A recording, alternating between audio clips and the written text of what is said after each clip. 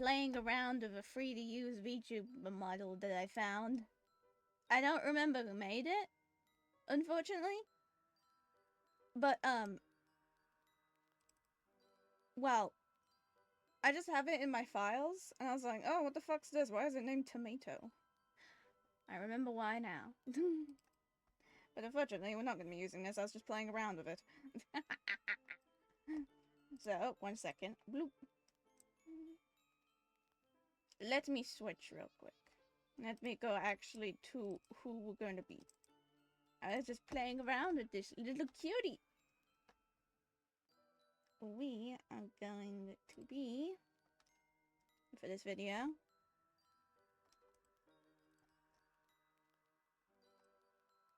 the one and only Fluffadoodle. Hello!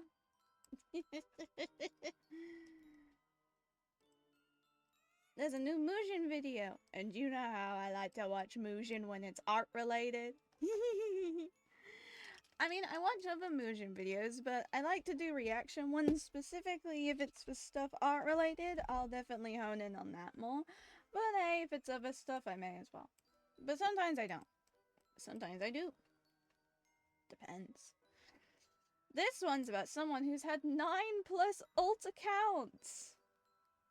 The massive AI generation scam network.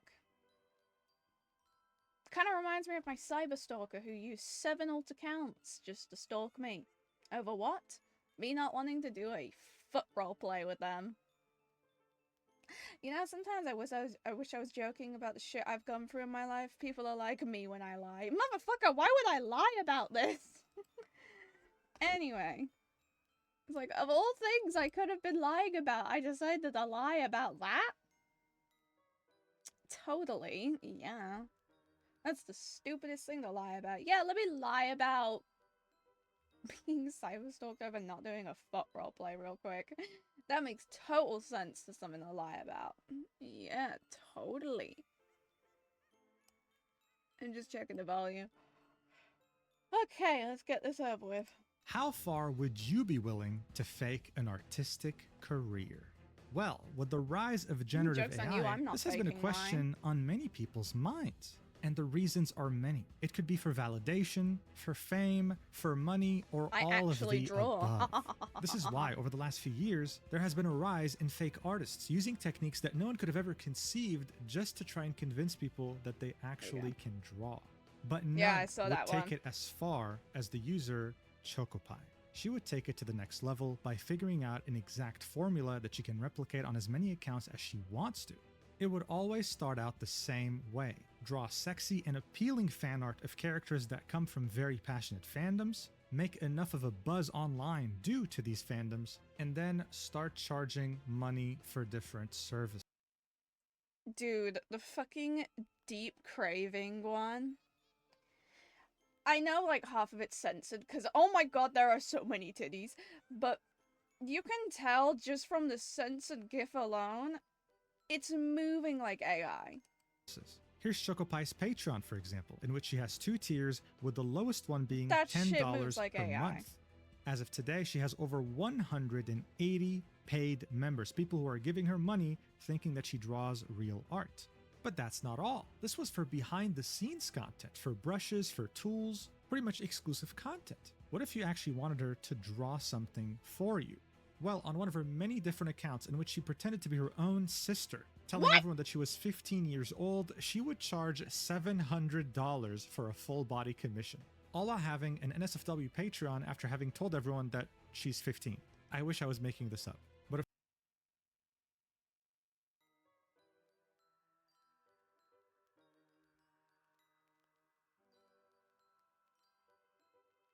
I'm gonna pass out real quick, because what the fuck is going through your brain to think, let me pretend to be my 15-year-old sister and then do NSFW shit. The creeps are gonna fucking love that. of course, this wouldn't be enough to satisfy Chokopaii, because as I had mentioned, she had figured out the formula.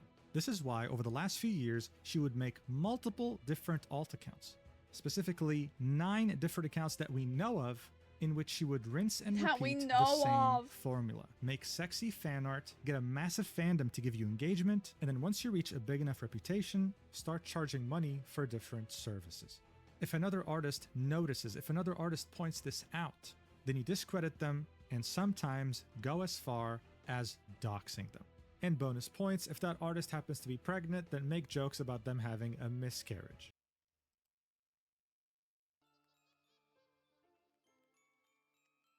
What? Just what the fuck is wrong with your brain to go, oh my goodness, this artist is like outing me and they're actually saying the truth about me and that I'm actually just a fucking weirdo and just a bad person. Oh, are they pregnant? Oh, let's make jokes about them like, oh, I don't fucking know, losing their unborn baby through a miscarriage.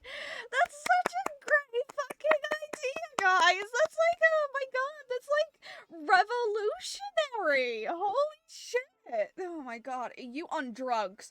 What the fuck are you taking? Keep that shit far away from me. I don't do drugs. I don't do alcohol. But whatever the fuck you're taking to be doing this crap, keep it the fuck away from me, because I don't want that shit. Something that Chokopaii would do more than once. All of these things are allegations made by Teru, an artist who has been keeping tabs on Chokopai's behavior, her alt accounts, her art progression, the way she operates, and on June 14th, after many months, would release a Google Doc exposing Chokopaii and her best friend Nyan Yakwi of tracing, scamming, doxing, and a multitude of different things. The document itself is over 100 pages, and it's a work of art, formatted beautifully with different sections, color codings, and GIFs. It does its best to provide proof in regard to the accusations made against Chokopaii and her friend, as well as, more importantly, pointing out the red flags you should look out for when trying to commission an artist. So due to the rise of AI and the significance of this topic affecting so many people, I figured we had to talk about it. And so without further ado, let's do this. I abandoned you to shut Alright, up. so when you go to Chokopai's Twitter why. account, the first thing you notice is that they joined the website on October 2025. Don't let that fool you though, because they've been doing this for a while. As I said in the intro, they have many different accounts, with some created earlier. And if we were to go back in time even further, then you'd find that she's been active in Russian-speaking communities for even longer. If you browse Twitter, especially if you're in certain fandoms or seem to like fan art a lot, then you've probably already seen the things that she posts on your feed. This high level of engagement has allowed her to build quite a following on her main account on Joke's Twitter, on you, I rarely as well ever as use on Twitter other now. platforms like her Instagram. If you go to her Patreon, not only can you subscribe, but you can also buy her brushes. This is aimed for people who want to emulate her style. So far, this has been a success, seeing that she has over 180 paid members on her Patreon and can charge over $700 for a single commission. Another person of interest in Teru's document is Nyan Yakwi, otherwise known as Maria, someone who's also been around for a while and who is a close friend to Chokopaii, emulating her exact strategy in building a following and then selling products. And so this is where Teru comes in, an artist that's had their eye on both Chokopaii and Maria and who's exposed other AI tracers in the past, like Asami, an AI tracer who had gone as far as using a chroma key to hide an entire color from a drawing time-lapse in order to hide the fact that they were tracing right then and there. Now, Teru didn't come out with this document about Chokopaii randomly. They've been calling them out for a long time. In fact, as far back as October 29th, 2025, when they would quote tweet one of their suspected alt accounts by the name of Michi and say, showing layers means nothing when you're tracing AI. Posting a time-lapse is better proof, except you had tried that with your previous account, Chokopaii Art, and people didn't buy it back then either. And it clearly didn't work with your Mashiro account, so maybe just stop tracing? Smiley face? So even as far back as October, Teru was implying that yes, Chokopaii had alt accounts and that she was trying to do this multiple times. But that wouldn't be the only time that Teru would directly call out Chokopaii before releasing their document. Here's a tweet from March 22nd, 2026, in which they say, imagine being such a disingenuous fraud, posting this and pretending that your improvement is genuine when you're just a pathetic slop-rater. You're spitting on the face of artists who actually put effort to improve, so next time maybe compare it with your real art while adding Chokopaii. In the image posted, Teru would show us the old art of Chokopaii, in which there was some light progression, versus the incredible leap of skill that we see from 2024 to 2025. in which Teru alleges that Chokopaii started using AI full-time. Yeah, in I've fact, seen Teru this would say it before. themselves. Typical AI grifters suddenly gaining 10 years of experience after 2024 and still clinging to their delusions, trying to pretend that they've put half the effort to develop that skill. You love to see it. Now look, the artist community despises generative AI. What they despise even more, arguably, is people trying to pass off generative AI as their real art while also charging for commissions and products, like brushes on Patreon. So Teru wouldn't be the only one to call out Chokopai's behavior in the last few months or even year.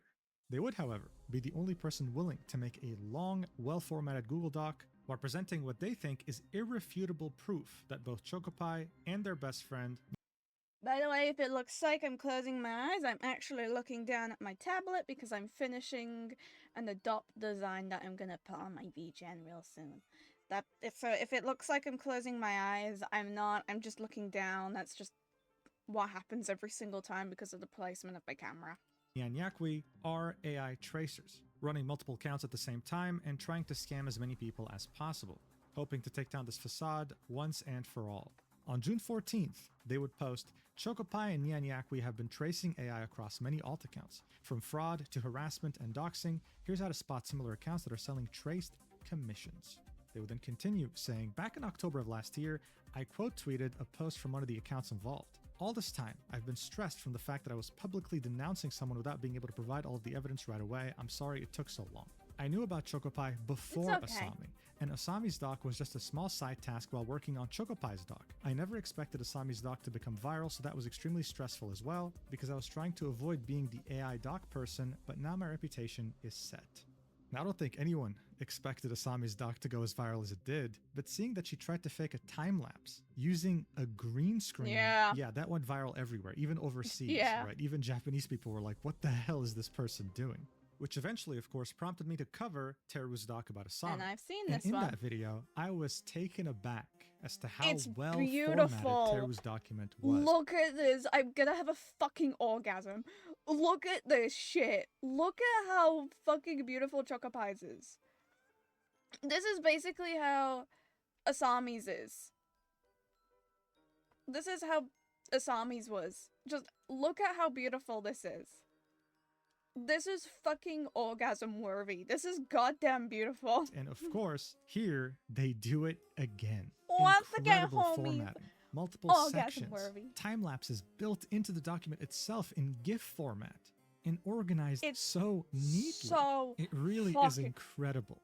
The document itself is around 111 pages long. Around 91 of them are dedicated to both Chokopaii and Maria with their alt accounts. The last 20 pages call out other examples of AI tracers, which for the sake of this not getting too confusing, we're just going to focus on Chokopaii and Maria. But that's only part 1 of the document. There's also a part 2, 31 pages long. But I'd say this is more of a bonus. It's really about AI tracer red flags, something very important if you seek to commission an artist. But seeing that it simply goes more into detail about things that are mentioned multiple times in the original document, we won't be going over this, but I'll be linking it in the description. If you ever plan to commission artists, definitely take a look at it first. Yummy, delicious. Let's get into this. The document starts off saying, Chokopaii, the Russian fraudster charging up to $700 for traced AI commissions under multiple identities. This document is about fraud, scamming, and the ongoing issue of artists charging hundreds of dollars for commissions that are traced from AI. Chokopaii runs multiple Twitter and Patreon accounts pretending to be different artists, owes clients hundreds of dollars from undelivered work, more specifically, clients who commissioned them under the assurance that she was a genuine artist and not tracing AI, harasses other artists, and has doxed people simply because they told others she was tracing AI. As she encourages her artist friends to trace AI as well, she's the let me harass these bitches and let me dox these bitches just because they actually said the truth and I was actually tracing AI. How dare you say that I am actually tracing AI even though I am actually tracing AI? Let me dox your ass. What the fuck is going through your brain? The center of a Russian-based AI tracing circle on Twitter. My intention with this document is to raise awareness of AI tracing fraud commissions and how time lapses are not definitive proof that someone isn't tracing. The doc will be archiving Chokopai's manipulative behavior and her long history of pretending to be a victim that is falsely being accused of tracing. While you can browse the doc using the tab on the left, let me emphasize on these sections. And here we have 4 different sections. Number 1, ghosting clients and not delivering work, on top of the work already being fraudulent as it would be traced. Number 2, pretending to be different artists to farm traced AI commissions. Number 3, gaslighting, making fun of other artists and plagiarizing art while acting oblivious. And 4, doxing and mocking a pregnant artist. So yeah, we're barely halfway through the first page, and as you can see, it's already quite heavy. The document would also specify Chokopaii isn't the only scammer I will cover in this document. Notably, one of her closest friends also operates in a similar way. Her own section will be near the end of the document. Here are the multiple accounts that Chokopaii runs on Twitter. Chokopaii Rewards, Chokopaii, Meech111, Michi20, Mashiro WWW, Levadiol, Kira Uip, UIIJ9P, and Choco Shitpost. Before I begin, I will make it clear again that the purpose of this document is for clients to know what to look out for before commissioning new artist accounts, so they don't end up paying for traced AI. These accounts often have no AI in their bio, deceiving potential clients by implying they don't use AI. Despite that, I know some people might still argue, well, they like the final product, so why do they care after they found out it was traced from AI? When it comes to artistic endeavors and purchases of any types, not just art, That's such a fucking stupid ass question. They like the final product. Why should they care if they find out it was traced from AI generation? Oh, I don't know. Maybe it's because they were fucking deceived. They were still scammed. They were deceived. They were lied to. They were told that there was no AI in this, but it turns out they paid a fucking lie. They paid a scam. They paid to be deceived. They basically wasted their money. Would you like to waste hundreds of dollars? I don't think so, unless you're that fucking stupid. Would you like to waste hundreds of dollars on someone who's going to scam you, deceive you? I think not. And these people, they didn't even know. So they're gonna be even more upset. The only people who would willingly do this, or willingly not care, are dumbasses. Change my mind. You fucking can't. Advertised is just as important as the final product. Otherwise, it's fraud. If the commission was traced from an existing artwork that wasn't AI, it would still be plagiarism.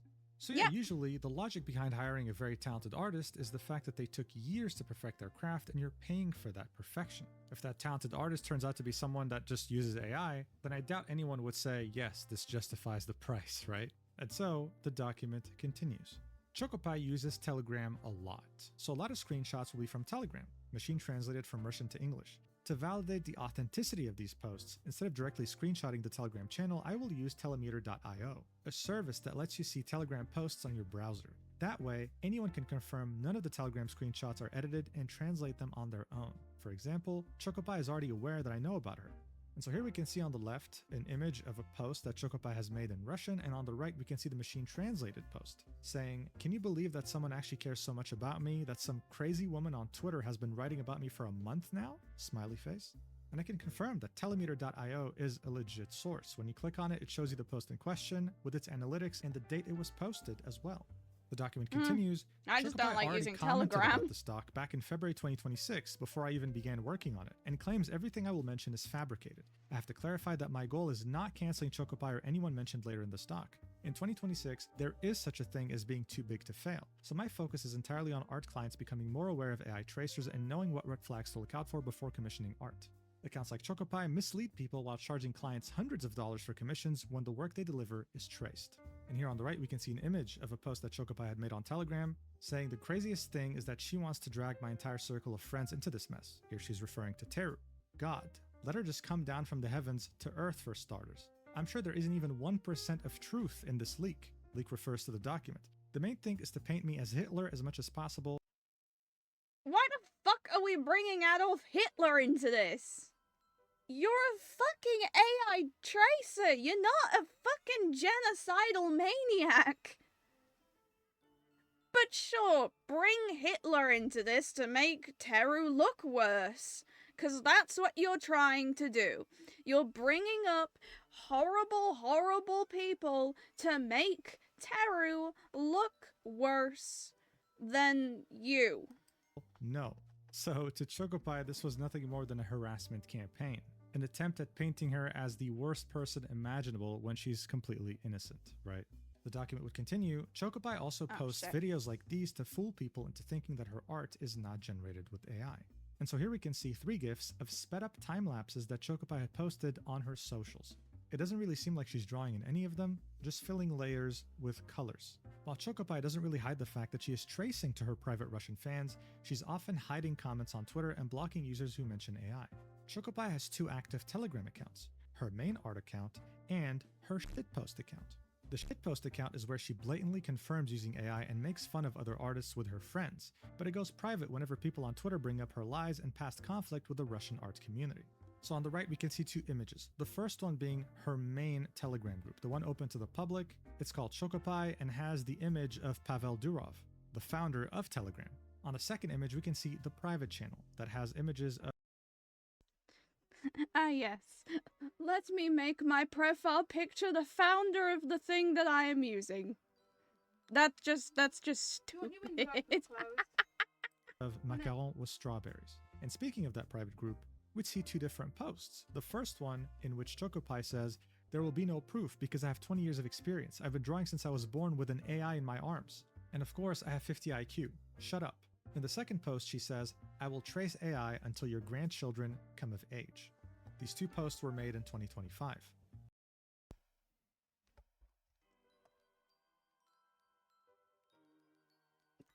I will trace AI until your grandchildren come of age. Motherfucker, I think you're gonna be dead by then. The document would continue. There's more messages with a similar tone, bragging about using AI. If you want to look them up on her telemeter.io page. But I feel like the point is already very clear, so let me go back to her multiple accounts and how she pretends to be different artists to farm traced AI commissions and multiple Patreon pages. So here we can see multiple screenshots of those different accounts, and the document says, Chokopaii runs multiple accounts under different identities.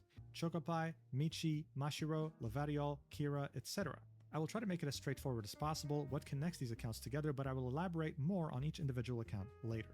First, let's look at Chokopai's signature featured through her old account images and put it next to Mashiro and Lavariol's signatures. This font name is called Paragraph and does not come pre-installed on Windows. Okay, but that font name is cool. Images. Chokopai's old signature, Mashiro's signature, and Lavariol's signature. They all use the same exact font. Teru would then say, but for all we know, this could be a coincidence or they could all be friends sharing the same. You know what I want? I want a font that perfectly replicates my handwriting. Because then I don't have to keep fucking writing it all the time. Font. Yet Michi, who is Chokopaii pretending to be her own sister, has said she has no connection to Mashiro or Chokopaii. Back in October 2025, I had QRT'd one of her posts claiming that she was Chokopaii and Mashiro. As I had not engaged with her on Twitter before, Michi confidently said that she had no connection with these people, but quickly backtracked when I replied with a tweet where she explicitly says Chokopaii is her sister. So here we can see Teru's call-out post back in October 2025. Michi would reply saying layers are not evidence and even streams are not evidence, so what the fuck? I have no connection to these people! This you? Well, my sister didn't have nothing to do with me! So it's technically still not connected? Nuh-uh! What is? The fuck you mean? Layers show that this is a human work, and I have shown a speed paint. I really put my heart and soul into it, but I have no connection with these people, referring to Chokopaii and Mashiro, and I would like to ask you to stop writing about it. Thank you for your time. Teru would then link a tweet from Michi's 18+ account saying, "This you?" in which we can see Michi saying, "It's okay, I am pleased to be compared to my sister, I look up to her," heart emoji, referring to Chokopaii, to which Michi would say, "What my sister did had nothing to do with me." So a complete backtrack on saying, "I don't know who these people are." The document continues, on Michi's original tweet claiming she isn't tracing, more on that much later, she posted a Google Drive link that leads to a folder with her time lapses. These were uploaded by an account named Nympha Tian. This Google account also just so happens to have an AI-generated image as their profile picture. Yeah, I was gonna say. Would then say, that profile picture looks like some shit I'd see off Pinterest. There's an Instagram profile with the username nympha_tian that links to a DeviantArt account, and while the DeviantArt account is currently deactivated, there is an archive of it on the Wayback Machine. The link in the About section leads to a Pixiv account, ID 514-14202, with the name Lavadiol. On Lavadiol's Patreon, they disclose using AI. Teru is a private detective. What the hell is even happening? How the fuck do you Danburu find also has the this? usernames Kira Uip and Nympha Tian under the artist page for Lavadiol. Why? While Lavadiol is the display name for the Pixiv account, the legacy username is Nympha Tian. So already, early on in the document, Teru is making the connection between multiple accounts, all belonging to Chokopaii. On Kira Uip's Twitter, you can see retweets of Chokopaii, Mashiro, and Michi posts. And the reason this account is under the Lavadiol artist name, as stated by Danburu mods, is the following. So when you change a username on Danburu, which is an image board site, you have to ask moderators and you have to give them a good reason. Here, the moderator's reasoning is public, saying, create alias from Kira Uip to Lavadiol. Reason? Because it's the same as her Patreon. So the person behind Kira Uip is the same person behind Lavadiol. The document continues, going back to the Wayback Machine capture of Nymphia Tian's DeviantArt on the previous page, the Twitter button in the About Nymphia Tian section leads to a Twitter account under the Nymphia Tian handle. The link doesn't work as the Twitter account was renamed, but if you search for the previous username, you can see their current one, UIIJ9P, with the link to Lavadiol's Patreon on their bio. We can then see two images in the document showing that. Back in 2025, when Chokopaii stopped being active, Michi became more active instead. Michi's account was basically abandoned shortly after my quote retweet of her post. An account timeline will be provided later. Since I've yet to show any art examples of these accounts, here is a preview. All of these are traced from AI. So here we can see art from Chokopaii, Michi, and Mashiro. And Teru says, I'd like to point out that all of these accounts were following each other at one point. After all, Chokopaii doesn't seem to care if people know that she follows her multiple accounts, as she was quick to follow herself after she had made a new alt account for Mashiro, Mashiro_alt. And here we can see two images of that, Chokopaii following Mashiro and Mashiro following back. Chokopaii. Do you think this motherfucker, Chokopaii, was expecting the Google document to be this fucking detailed from the person that was trying to make them out to be quote-unquote Hitler? Do you think they were expecting it to be this fucking detailed? They're like, they're trying to call me out. Aww. It's probably not gonna be that worthy. Oh my god! Was taking commissions and running separate Patreon accounts for all of these at the same time, with the Michi account charging up to $700 for a commission, and Mashiro up to $253. We can also see Lavadiol taking commissions, but without specifying the price. So yeah, a lot of money. Of course, there are artists out there that charge this much, sometimes more. But that's typically because they've worked on some big projects before, they're highly in demand, they have incredible talent, and they worked hard on it for a very, very long time. And just bear in mind, the person charging $700 here is Michi, and as you'll find out later in the video, this was someone pretending to be a 15-year-old. I wish I was joking. Anyway, the document continues. As I have to go through almost 2 years worth of information and way more than just tracing, as this person is also extremely toxic, the document will be going in chronological order starting from 2024, pointing out the red flags as I make my way from Chokopaii's old accounts to her most recent Genuine question. Some of the red flags will be. This is a genuine question. I feel like if you wanted to do NSFW, you'd pretend to be older. Why would you pretend to be 15 years old doing NSFW? That shit don't make sense. But I feel like I'm one of the very many people with common sense, and by common sense, I mean don't pretend to be a minor that does NSFW. Actually, scratch that. Just don't be a minor that does NSFW. Actually, just scratch that.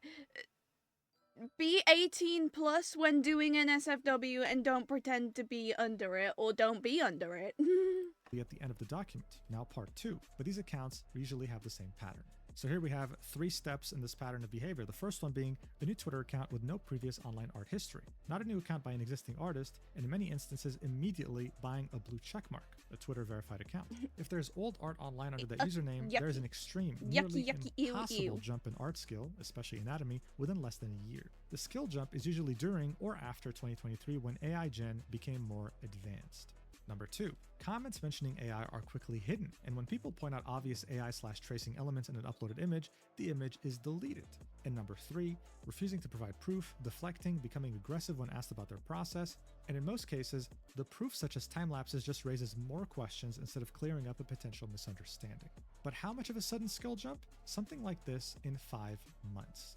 So here we can see an image from Chokopaii. I saw someone on VGen that my friend showed me, and they had really suspicious art, and they had their TikTok linked. I've reported this person, but I highly doubt they're actually gonna do something, because we've reported other tracers and stealers and stuff, and we've pinned these accounts, and so far these accounts have not been suspended on VGen after I've given like sufficient evidence. There's this one person that they have their TikTok linked, and so I checked their TikTok, and in the span of like, I think it was like 10 days, they went from this very specific kind of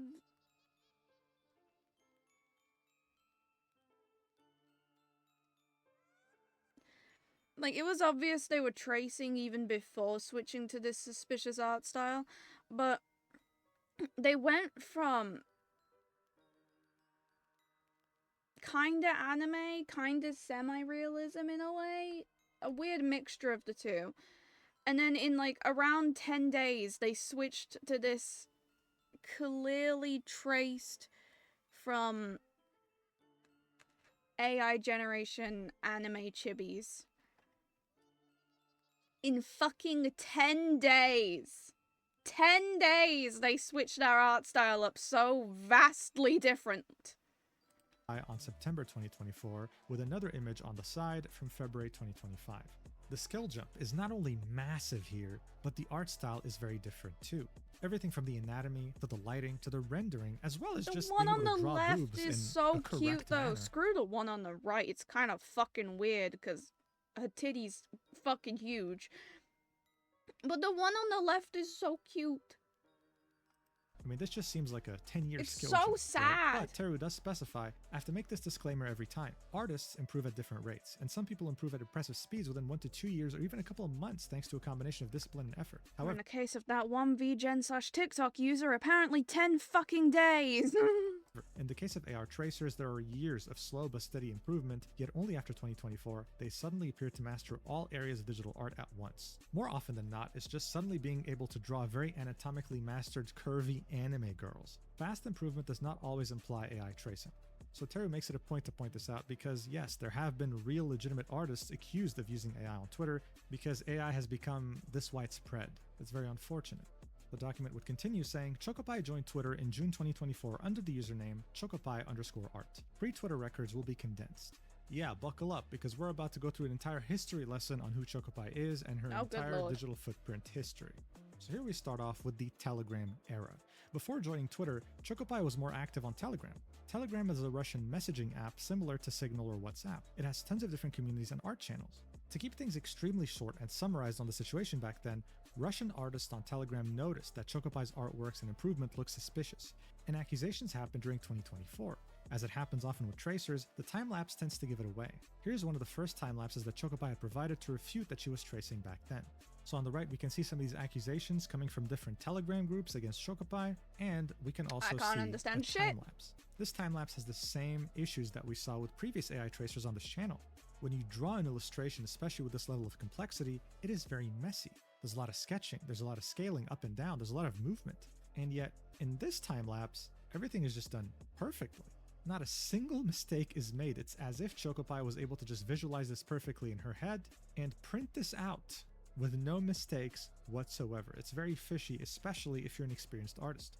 Teru would say, what is wrong with this time-lapse? This is a Procreate time-lapse. Procreate has a feature where you can hide entire layers from showing in the final time-lapse, so tracing AI and faking evidence is very easy. But this isn't necessarily what gives it away.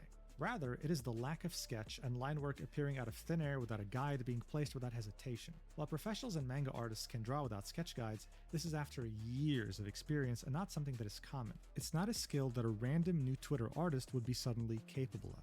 Under this, we'd see two images, one comparing Chokopai's time-lapse to Asami's time-lapse. And we can see similarities in the sense that there are certain elements that are drawn before they're even drawn.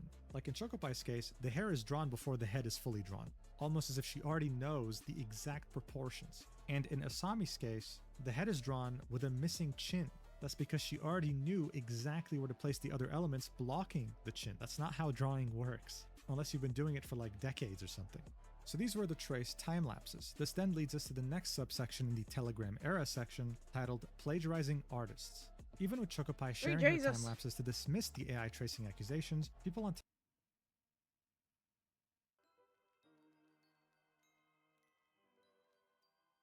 They made her more curvy and slim and titties and... Less thigh? Why is there a bigger thigh gap? What the fuck have you done to my beautiful lady here? Why did you make her more... weirder? What the fuck? Telegram also noticed that she was running other Russian artists' work through image to image and then tracing over them.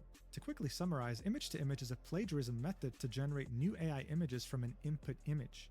Chokopaii uses a specific Telegram the one bot on the to left is generate so the AI images she cute. traces, and said bot does let you use image to image very easily.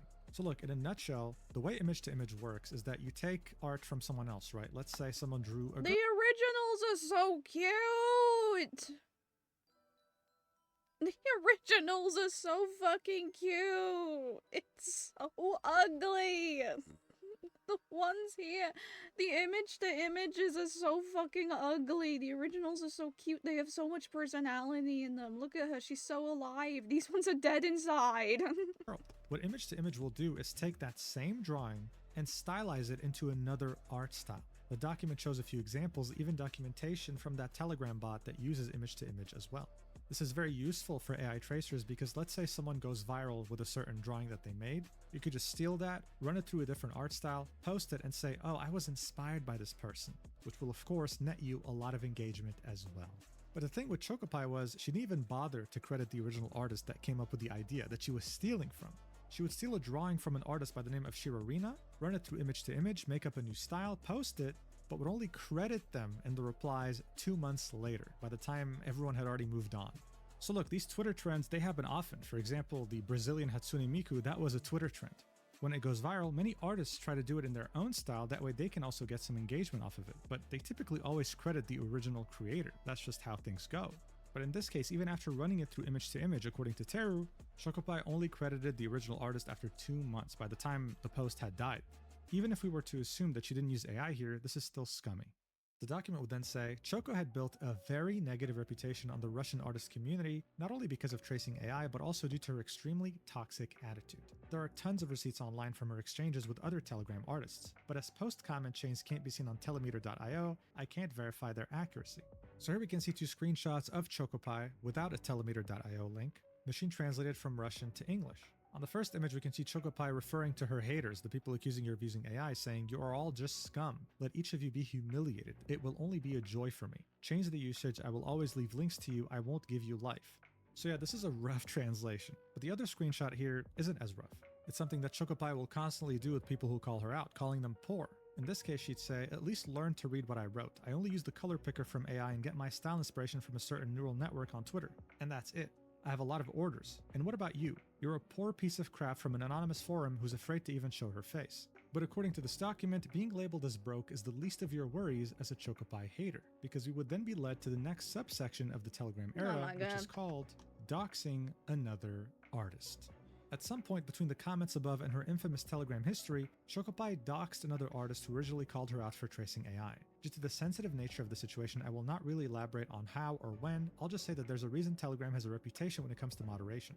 So here Teru is referring to Telegram's loose nature of moderation. This app has a reputation of sharing, let's say, clips of certain things that can't be shared elsewhere, as well as having groups where you can just straight up buy illegal drugs. So in a nutshell, people can get away with a lot with this app.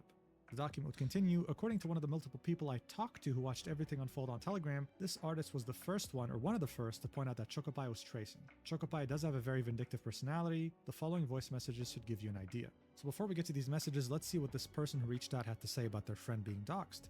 They'd say, "Hi, this whole situation has been going on for years between them, and it's very convoluted. I can't even remember who started the doxing first, but currently, blank has suffered the most. She apologized, left Telegram, and deleted everything.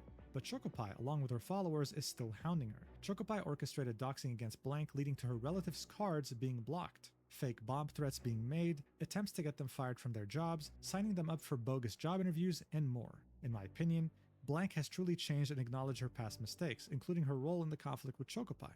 I feel sorry for her because they still won't leave her alone. To me, the most important thing in the conflict is to bring it to an end, which she has done, yet Chokopaii simply refuses to calm down." So here are the two voice messages, converted from audio to text and then translated from Russian to English. Now this will be mentioned later in the document, but if you're a Russian speaker, you'll probably tell yourself, this English translation does not do what she said justice. It is said in a way more aggressive manner. You can even say that it's unhinged. So just keep that in mind as we read these two messages. The first one, she'd say, "I'm just so fucking sick of it, seriously. Everywhere I go, like when I post something on an artist's public page, for example, I write something to the artist and then these fucking outsiders show up. Or just some random people who heard about it, but who knows what they actually heard. Like, oh, here comes this chick, what does she want? Go fuck yourselves. You're just so annoying. Because of these bitches, other people think I'm exactly what they say I am. I just don't have the energy for this anymore, seriously. They're just spreading some kind of misinformation and it's really getting on my nerves. I'm seriously going to post a thread like this once I get popular with their threats to me on the anonymous board. How they're calling me out as a Yiddish speaker." So here, this is a very rough translation. I'm pretty sure it's not Yiddish speaker. I guess it's more like AI user. It's going to be such a mess. I'm going to lay it all out in one post, tag every single one of these bitches so everyone knows whoever the fuck supports all this, fuck them. Why the fuck did they have the right to, like, fuck with my mental health, my fucking life, to incite people, well, basically to get people to harass me? Fuck them. They'll get it 100 times Harass worse. you? Honey, you doxing people! Says, fuck. My whole life's goal is to just strangle these little, I can't say that, but it's a slur that starts with F that's used towards gay people. So yeah, my whole life's goal is to just strangle these little blank one day, just smack and they're gone. They've just pissed me off so much, I just can't take it anymore. And in the next two images, we can see Chokopaii flexing, or the fact that she was going to start a rumor about the person who had first found out about her AI usage. And in the other image, saying that, oh hey, I have blank's data, smiley face. The document would say, regarding these two images, since it's a sensitive matter, I won't provide detailed information regarding the doxing event. After talking to multiple Telegram artists who wish to remain anonymous due to Chokopai's vindictive nature, I can confirm it did happen, but I will respect their anonymity wishes and the victim's privacy surrounding this event. Even though the victim apologized for calling out Chokopaii, left Telegram, and stopped posting online, Chokopaii still makes fun of them to this day. I will talk more about this later in the document. Damn, bitch, before, you holding a grudge! That's kind of pathetic. A grudge like but there's a specific style that she uses when generating AI. The art style belongs to Coquette, a famous Taiwanese artist. So here we can see two examples. On the left, we can see Coquette's art, and on the right, we can see AI-generated art, well, using their same style. Teru would say, without any context or information, you couldn't claim that specific Chokopaii artwork was traced at all. You could assume she's inspired by Coquette's style, or maybe just heavily referenced from AI. So first, let's take a look at the red flag I mentioned before. I believe this is the most important piece of evidence in most tracing situations. And so here we get to the final subsection of the Telegram era, which is sudden skill jump, the first and most important red flag according to Teru in spotting AI tracing users. They'd say, when someone is tracing AI, there is an unprecedented skill jump within a year, particularly after 2023. Let's take a look at Chokopai's old art prior to 2023. As a reminder, her previous artist handle was Nymphia Tian. So here we can see art in 2019, 2020, 2021, and 2022. This is a very distinct art style. It doesn't really change much. And throughout the years, there is very slight improvement. The document would say there are no 2023 artworks, and maybe that was the year Chokopaii decided to lock in and get on that artist grind towards improvement. And it is possible for an artist to improve a lot within a single year. I could not find any 2023 artworks online, but according to this timeline of change in art style meme she had posted on Telegram, she was stuck with hard art block, which might explain the lack of 2023 art activity. In parentheses, Teru would say it is possible that Chokopaii was running another AI/tracer account during that time. And so in that image and that meme that she had posted on her socials, we can see her art progress from 2015 all up to the year 2024. In 2023, we see nothing. We see just, hey, I was art blocked, but the jump in skill from 2022 to 2024 is astounding. This leads us to the next section titled Twitter Era. Back to Chokopaii on Twitter, English artists didn't know about Chokopai's reputation in the Russian artist community. At first, this looked like a normal artist account. Nothing really stood out at a glance. Without context, the first artwork she posted didn't look traced whatsoever. However, the odd improvement rate became extremely evident to some people, and new images uploaded started to show melted AI artifacts. We can see this in the images that are linked in the document, and yeah, some of the metal details of the dress look like they're melted. They don't really make much sense. We can even see people calling that out, and as soon as they did, they would get hidden and blocked. Taking advantage of the lack of translated information about her past history, she was trying to convince people this was her real skill while taking commissions. After all, Chokopaii had no AI on her bio for the longest time. And also back then, she was also charging money for commissions. For a bust, it was $50, half body $75, and full body $105. This was back in January 2025. On February 3rd, 2025, Chokopaii posted a time-lapse with a long message about being a victim of fake AI accusations. Once again, this was a Procreate time-lapse. Besides that, not knowing there's a hidden layer she's tracing from, nothing seems entirely wrong right away. She sketches the drawing before lining and even does a grayscale draft to plan out the highlights and shadows. So despite the fact that other people still pointed out the melting AI artifacts in previous drawings and the suspicious skill jump, most of Chokopai's Twitter followers continued to believe she wasn't using AI. After all, Chokopaii learned what makes time-lapses look very genuine after her multiple previous attempts at fooling more experienced Russian artists in the past. So according to Teru, this was someone who had learned how to fake time-lapses, how to make them convincing. And I mean, technically speaking, if you can do that, then no one can really say anything, even if they're experienced. But this is what leads us to the next section, a worrying and growing trend among AI tracers to make convincing time-lapses, and that's AR tracing pioneering scam tactics. Once Russian artists pointed out that Chokopai's time-lapses were not solid evidence that she was using Procreate and could hide the image she was tracing from when exporting the time-lapse video, Chokopaii decided to record a real video of herself drawing to finally refute all the tracing allegations. So here we can see 3 different GIFs of different sections of that time-lapse, and it's pretty much a camera recording Chokopaii drawing on her tablet. It's on a white canvas, right? She's drawing a drawing from scratch. It seems legit, and for just about anyone, that's what they would think. This is a legitimate time-lapse. But then Teru says, what is happening here? Chokopaii is evidently tracing AI, yet we're seeing her sketch in real time.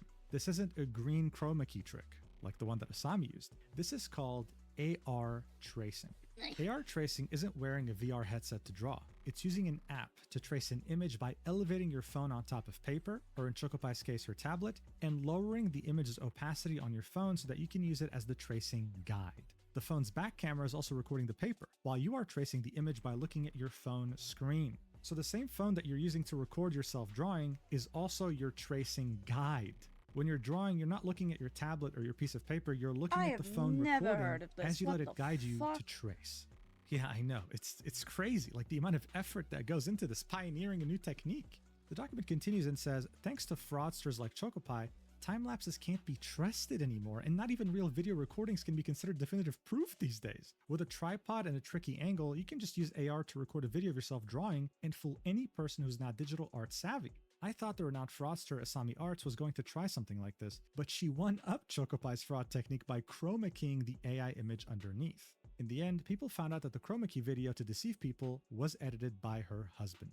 When people see time-lapses, and especially IRL videos, they quickly side with the tracer and dismiss all the other overwhelming evidence previously presented. I think most veteran artists would know if something odd is going on or not based on a drawing technique. That's why the videos that Chokopaii had recorded look odd to those familiar with art methodologies. It feels like she's tracing what seems to be an invisible image. It was the same with Asami's video. The sketching didn't appear to be natural when compared to her supposed art skill, but only people with digital art experience were able to tell. This was especially obvious when she sketched the hand with ball joints. It made no sense for someone of her supposed skill level, and a lot of pro artists pointed that out before people noticed the green color being missing from her color wheel.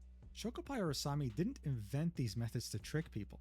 There's been artists in the past, way before Gen AI existed, that have been caught tracing and lying with similar tactics. After all, Gen AI didn't create tracers or fraud, but it is an extremely easy avenue to exploit for tracing and scamming. I know some people might be thinking that by sharing these methods, I'm giving other tracers ideas and that they will use them to fake their own videos too, but I believe it's important to share exactly how these methods work and how to spot them, as I expect traced art accounts to become extremely common in the upcoming years. They are already fairly common and spreading in platforms like VGen. There are multiple ways to know if someone's using AR to trace, so it's not an infallible method. So yeah, more than ever, trusting an artist is really hard because even if they show you themselves drawing on paper or on a tablet, recording themselves from another angle, they might still be legitimately fooling you. This is why what happened with Asami was so crazy. The fact that someone would go as far as chroma keying an entire color just to fake themselves being an artist, and here, like with the AR tracing, it's insane. But don't worry, it doesn't mean that you can't trust any artist on the planet. You just have to look out for the red flags mentioned here and in part 2 of the document. And speaking of red flags, this leads us to the next section titled No, Glorpy Miku! Situation and Chokopai's toxic behavior behind the scenes. A month before the February time-lapse, where she AR traced, on January 27th, 2025, How Chokopai dare posted a you fan bring art of Glorpy Miku into this? Glorpy Miku is a fan-made Hatsune Miku design made by artist Teru. As the tweet got popular with over 600,000 views and 30,000 likes, people once more started noticing there was something off with Chokopai's art. So here we can see at least 3 different hidden replies of people that were blocked, replying to Chokopai's post saying, yeah, this definitely looks like AI, why is it so similar to AI style, etc, etc. The initial person who came up with the Glorpy Miku design was made aware of these AI allegations that Chokopai was pretty much just plagiarizing with AI. Here we can see an exchange that happened in the replies of that post between Chokopai and Teru.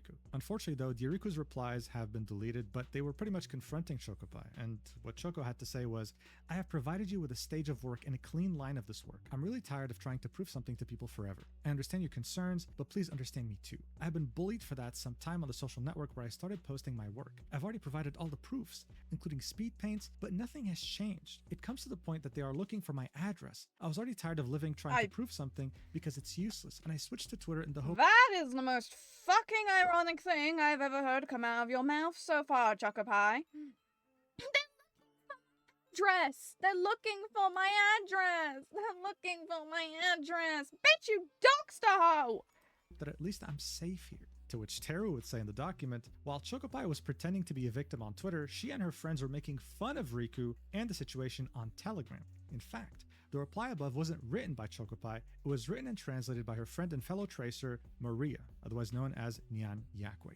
So here we can see an exchange between Maria and Chokopai in their private Telegram channel. Teru points out that Maria is not only a part of this private Telegram group, but is also an admin. And here we see multiple screenshots showing us a conversation that's been of course translated between Maria and Chokopai, in which they were talking about how to confront this. The fact that Teru was calling her out. Maria here is saying, the main thing is to be careful. I think it's a good idea to play the ultimate victim so that when you provide proof, you have a group of sympathizers. A poor artist who was unfairly accused. Can you say something about the hate? That you've been subjected to hate for a long time and people leaked your address online. Because of this, you switched to Twitter in an attempt to escape this bullying? Choco would reply saying, like, should I write this or what? And this is when Maria says, don't worry, I can.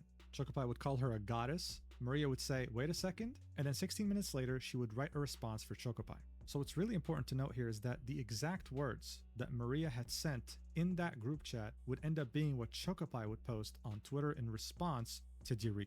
And that was the second reply, in which she said, please understand me, I have been bullied for some time. I was hoping to come to Twitter in order to avoid this bullying. I'm tired of proving myself, etc, etc.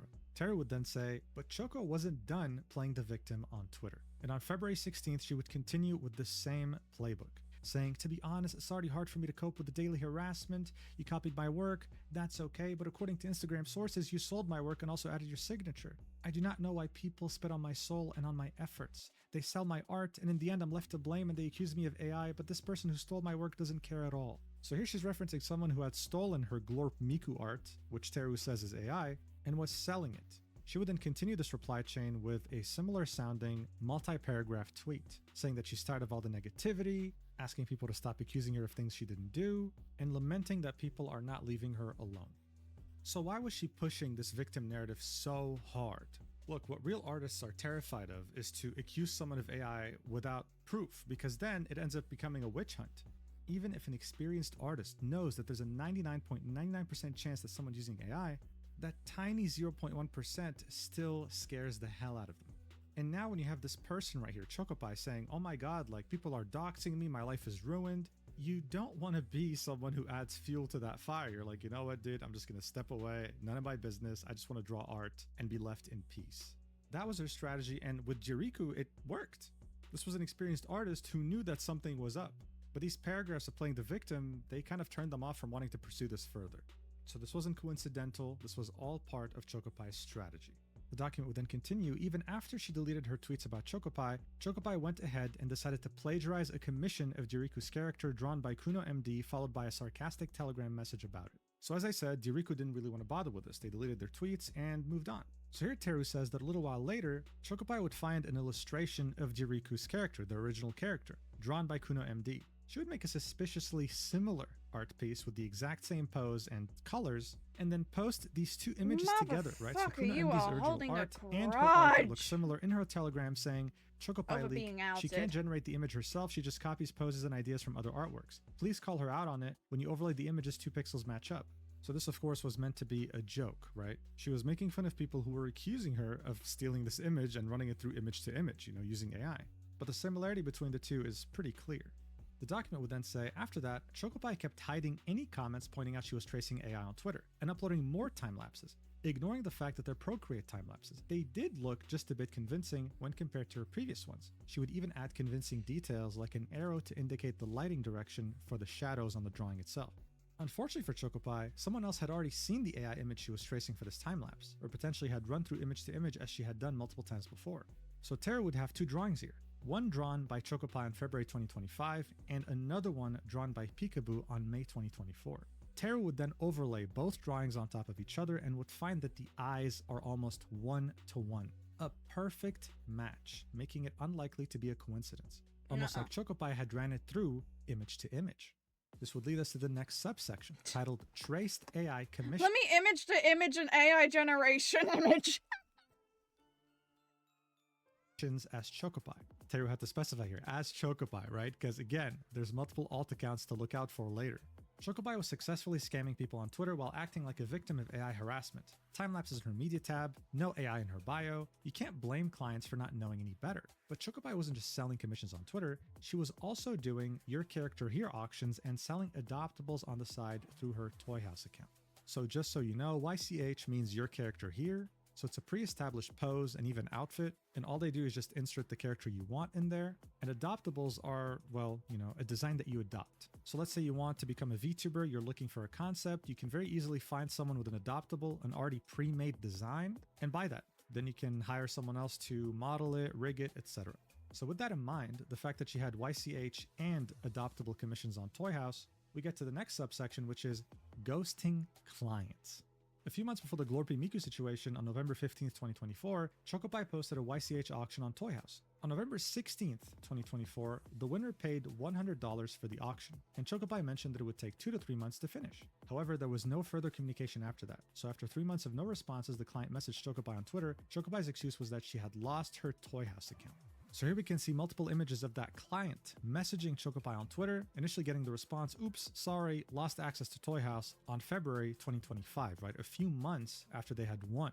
We can see this person trying to pursue Chokopaii up until July 26, 2025 in the DMs, and eventually in October 2025, they can be found in the replies to Chokopai's post saying, this person ghosted me on a commission and now I'm out like 100 plus USD with zero communication. Chokopaii never answered to the client, and the client has yet to receive a refund.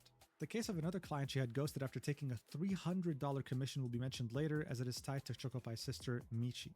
The sister here is in quotations, because it's alleged that Michi was just Chokopaii role-playing as her sister. Which is Teru fucking weird. I was also told that Chokopaii also ghosted Telegram clients during 2024 and never refunded them. This is what leads us to the next section, titled, quote-unquote, retirement from art. On July 27, 2025, Chokopaii posted the following statement on her Telegram, saying, I don't have anything to post, and I don't feel like drawing anymore, so I want to retire as an artist. Thanks to everyone. For those who are interested, I plan to make my debut in 2026 as a VTuber, and then would thank her community again. This is what brings us to the next section, alt accounts timeline. After that Telegram statement, Chokopaii stopped posting on her Twitter and Telegram accounts. Her last upload on Twitter was on June 28, 2025. During this time, she moved on to her other accounts, Michi, Mashiro, Lavarial, and Kira Uep. If you need a refresher on how those accounts are all tied together, go back here. Again, so well formatted. I mean, if we click on this, this brings you back to Chokopai's multiple accounts with the different signatures. I could talk for hours about why I love this document so much, but anyway, back to where we were. So here we can see a massive timeline, right? Like as if you were an investigator trying to pursue a mass murder or something, spanning like almost a page and a half, going as far back as November 2021, in which the account Levadiol was created on Twitter. And from 2024 to 2026, multiple accounts would be created and would have varying degrees of activity. You can pause the video if you want to take a look at it for yourself. I mean, it really is very nicely made. But this document will go through every single one of these accounts individually in the upcoming sections anyway. Let's begin looking at each account individually, starting with Levadiol. On Levadiol's Patreon, Chokopaii does disclaim that the images are AI. I don't have a lot of screenshots of her activity or commissions on Twitter with this account, as it was suddenly suspended sometime during September 2025. As of March 2026, she still actively updates the Levadiol Patreon and Pixiv accounts. Levadiol's original uploads had a different AI style than the one she is currently generating. So here we can see the original illustrations that were used on Levadiol's Patreon initially. There are 4 different examples. Of course, these are anime girls in different poses, maybe wearing bikinis, maybe wearing revealing clothing. And then we'd see an entirely different art style that's being posted today. Teru would say the current images generated for Patreon/Pixiv are using the style of Yo, what the fuck's happening on the right? Hey, yo! Japanese artist Bunshi. This is when they'd explain what a Laura is, which is a low-rank adaptation. Sorry. This is something that we've also seen in my previous AI Tracer videos. Like I said, I'm drawing. It's essentially just you taking an artist's entire illustration portfolio, running it through AI, and having AI remake images using that same exact art style. Teru on the left shows an example of a Bunshi original drawing, and on the right we can see an AI generated one. You can barely tell the difference. You'd think that it was Bunshi that drew this. Holy it's shit. Uncanny. Teru would then say, although Pixiv requires users to tag AI generated content, none of Levadiol's content is properly tagged. And uploaded content is also marked as original despite them not being original characters. Levadiol's Patreon avatar and image used for her collections is art from Twitter user Wanla8, most definitely being used without permission. Chokopaii also uses one of her alts, UIIJ9P, to promote Levadiol's Patreon. So here we can see that alt account, UIIJ9P, making a post with a drawing of that same stolen art style from Bunshi, saying extras elsewhere, with text on the image saying Patreon Levadiol. So these accounts are connected. What's even more interesting too is that Levadiol on Patreon follows Michi, Mashiro, and Kira Uip. Teru says Choco loves following herself everywhere. And speaking of following herself with her alts, here's the next one. Kira was also generating AI content with Bunshi style, but Chokopaii wiped their media tab at one point during 2025. As of 2026, the Pixiv of Kira Uip has been abandoned. The last upload was on July 30th, 2025.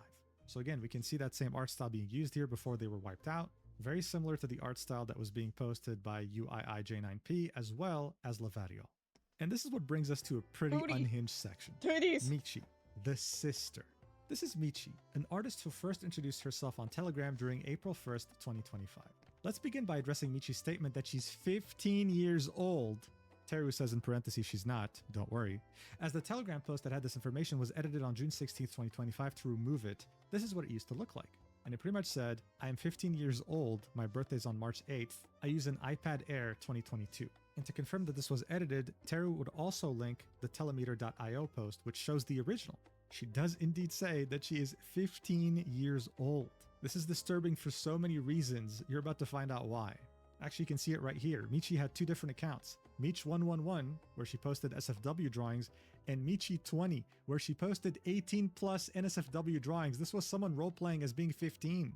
But Teru's gonna mention that later in the document, of course.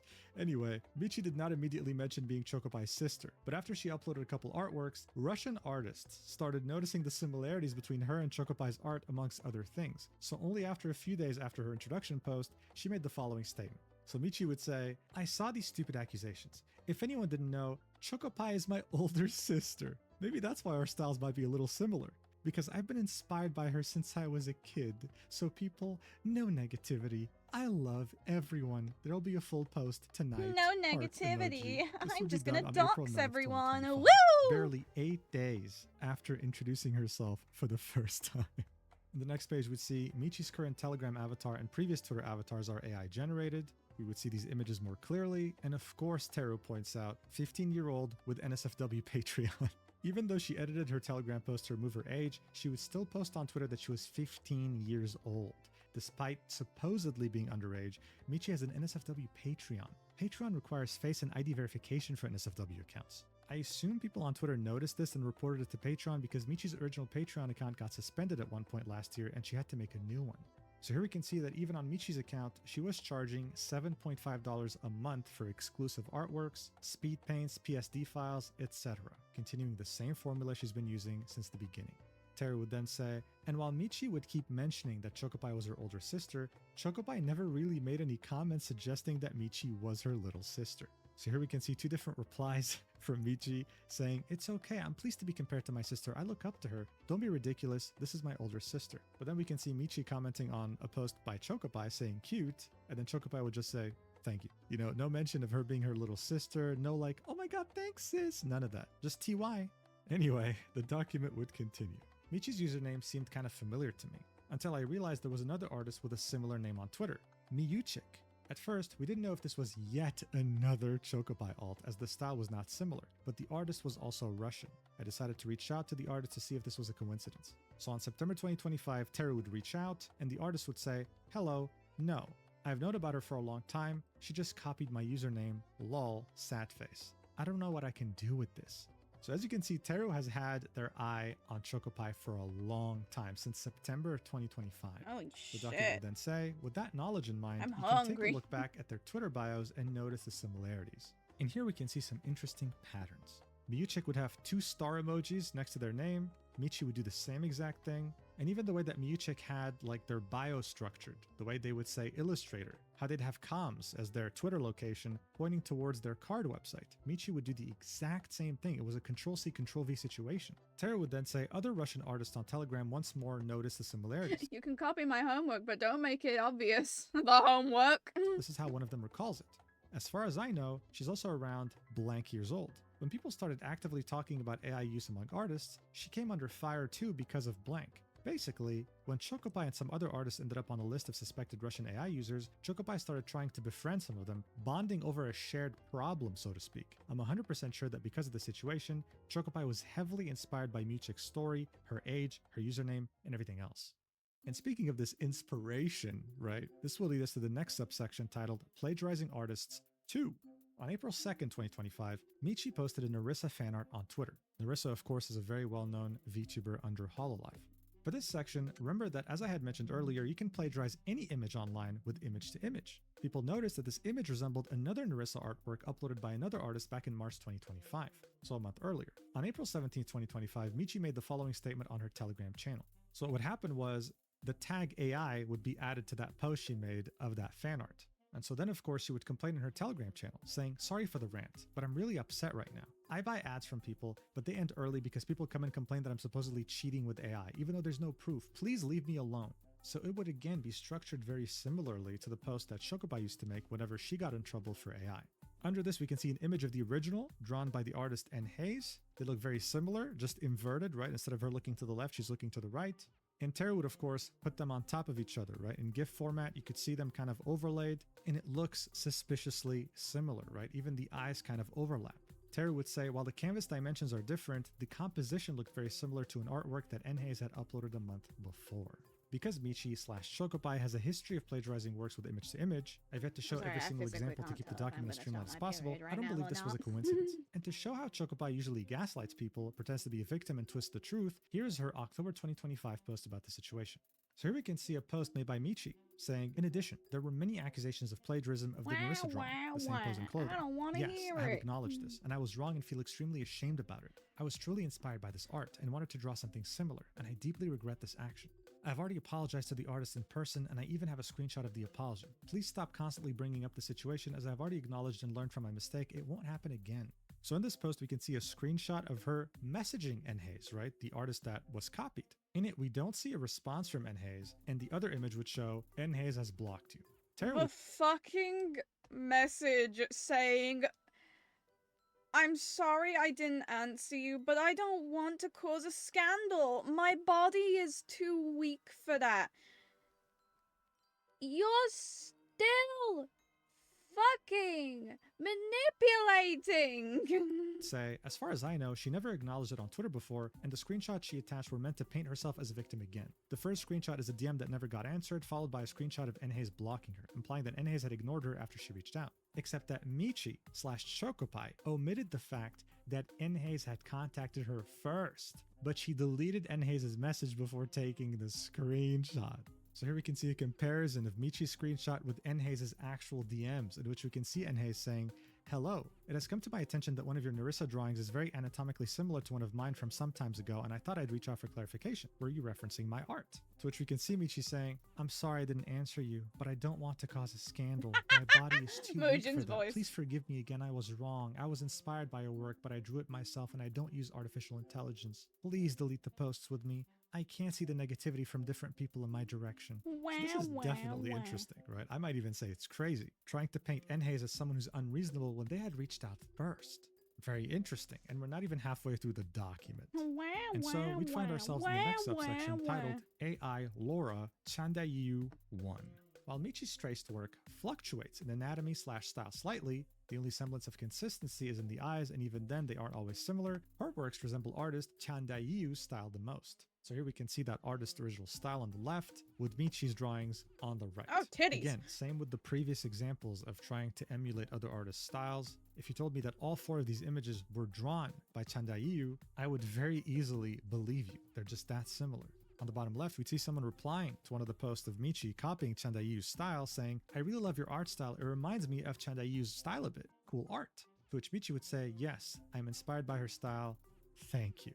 Teru would then say, while pointing with the left arrow towards the image of those tweets, "There is a chance that it's just another generic AI output being traced and Chandayu's signature style choices are just added on top of the traced image." But it's confirmed, as Michi mentioned being inspired by Chandayu in the past. Clearly, there is nothing wrong with being inspired by another artist, unless that inspiration means plagiarizing their work. This is when we would reach the next subsection, Trace Timelapses 4, Michi Edition. During early 2025, some people noticed typical AI tracer red flags on Michi's account. And so again, here we'd be revisiting some red flags we already saw before, like a new account with no past online art records but skilled level art, and AI tracing elements like looping hair, wonky hands, poor line work, and fluctuating anatomy proportions between images. So pretty much inconsistency with weirdness. Just like her previous persona, the pattern that followed was the same. On April 18th, 2025, weeks after the Enhei's incident, Michi posted a time-lapse to prove that she was not tracing. The first thing to point out is always the art program. In this case, this is a 30-second clip of No, there's no blood. There's no blood. There's no blood. There's no blood. It's just... I can feel it. I can feel it. The pain. I can't tell if it's just from my body, or I'm actually gonna stop here really soon, but I'm gonna let the video play and I'm gonna mute my mic just so you don't hear anything of me like fixing it, but like I'm gonna let the video continue play on.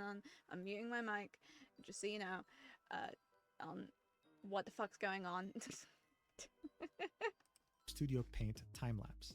Unlike Procreate, recording a trace time-lapse isn't as straightforward with CSP because it doesn't have hidden layers. However, there is a way to hide a layer from showing in the time-lapse. You are limited to binary line work, but it's still possible. Personally, I don't think Chokopaii/Michi is using that method here. There is yet another method that would let you forge a trace time-lapse CSP that doesn't even involve the program itself, but besides those 2 methods, I'm more likely to believe that she is using AR to trace here and then color picking from another canvas open within CSP. From my personal analysis, it is not the sketching that's suspicious in this case, but rather the way some hair streaks have no coherence when they are aligned, and the precision in the line work itself, the anatomy accuracy without edits from an artist who has no past art history. Combine that with all the previous red flag elements in other artworks, like looping hair, wonky hand, poor line work compared to anatomy, etc., and this time-lapse doesn't really prove anything. However, if this same time-lapse had been uploaded by someone without AI tracing red flags in their other art, or someone with a long history of online art uploads and consistency, then it would be less likely to suspect that it's traced. Yep. So see, this is dangerous, right? Like, imagine if someone had been drawing legit with a high skill level for like 5 years, 10 years, before AI had even come out, and now uses AI. You would have no way of proving it whatsoever. We're lucky here that Michi or Chokopaii is a brand new account. That's an easy red flag, but what if it was someone who's been drawing for like a decade? That's where it gets very, very tricky. We're good now. Teru would then say, since there was now a time-lapse as a shield for any future accusation, Michi would go on and continue telling people that she wasn't using AI or tracing. Only 6 months after she had uploaded her first artwork, Michi would make a new account as she had been shadow banned for uploading suggestive artworks. While it's frustrating to get shadow banned and not indicative of anything in itself, tracers usually worry a little too much about being shadow banned when their art account is brand new. Here we can see a tweet by Michi on her NSFW account saying, "Help me please, I'm in complete despair. all my works fall under a shadow ban. And interestingly enough, we see a reply by Mei-chan saying, same, this is just awful. This is someone that we'll see later on in this document. Teru would then continue, what permanently disabled probably means here is that her account was marked as 18+, so it's not visible to people when they are logged out. For AI scammers, getting a constant stream of views to get commissions is more important than their follower count, so they rarely get attached to their accounts and just make new ones if they get shadow banned. Plus, the Twitter algorithm currently favors new or smaller accounts when it comes to reach/views. So on August 21st, 2025, Michi would move from her NSFW account to Meech111 while keeping her old account to RT the images she would upload on her new account. And so, with this new account made, it would bring us to the next major section titled Charging $700 for Traced Commissions. Fucking insane. As of early April 2026, I don't even think I have anything on my own VGen that costs £700. And I don't think my friend has anything on their own VGen that costs 700. Sometime during April 1st to 10th, Michi's card with her commission information was deleted. Not a problem, I figured that was going to happen eventually, so here is the archived version instead. Teru coming prepared no matter what, dude. It's crazy. Back in September 2025, she was charging $160 for a half body and $200 for a full body. But sometime between September 2025 and October 2025, her prices were raised from $160 to $500 for a half-body artwork and from $200 to $700 for a full body I feel like artwork. I'd have a stroke if I tried to pay my own. Single month that would make Michi raise her price. Yeah, I feel like I'd have, like, a legitimate stroke if I tried to raise my prices, any of my prices, to this high. I'm not a popular artist, and I don't think my artwork is popular enough to be £700. By over 200%. My only guess is that I during haven't had October, anyone her popular post started getting so many likes and views that it emboldened her to raise her prices. Why trace 4 artworks for $200 when you can trace one for $700? I'm not sure if anyone paid $700, as she never mentions the client's usernames when she posts commissions. These commissions posted afterwards could have been paid for before the prices were increased. This is what would make Teru point out another red flag to look out for with tracers. Tracers will usually fluctuate commission prices, basically doing dynamic pricing based on how much attention their most recent posts are getting. We can almost make a distinction here. Michi increased the prices in October 2025, and it just so happens that during that month, she would get a post that would reach over 1 million views and 60,000 likes. So, more views equals higher price. Just so you're aware, typically the most popular artists on the platform don't really do this. They might increase commission prices based on demand for commissions specifically, but not really based on how their art is performing on Twitter. So this definitely isn't the norm. And so the document continues. As we were around the September 2025 mark and things became interconnected during October 2025, I will stop talking about Michi for a second and focus on Mashiro before returning to Michi. So yes, here's yet another alt account made by Chokopaii. And it just keeps going! Mashiro joined Twitter during April 2025, but their first upload was in June 2025. Looking back at the timeline, this is around the time Chokopaii stopped uploading art on Twitter and made her retirement post. Michi was also very active during April 2025, as well as Kira, Uip, and Levadiel accounts. Generating and tracing AI is quick and easy, so I can see how it wouldn't be that time consuming for her to run multiple accounts. Mashiro's first posts were all traced before they moved to posting fully generated AI, as this account was the catalyst for this document. This is when Teru would mention red flags to look out for again, this time showing 5, the first one being a brand new account on Twitter. 2. Googling Mashiro or the username itself, so Mashiro_www, does not lead to any existing artist profiles or old art. 3.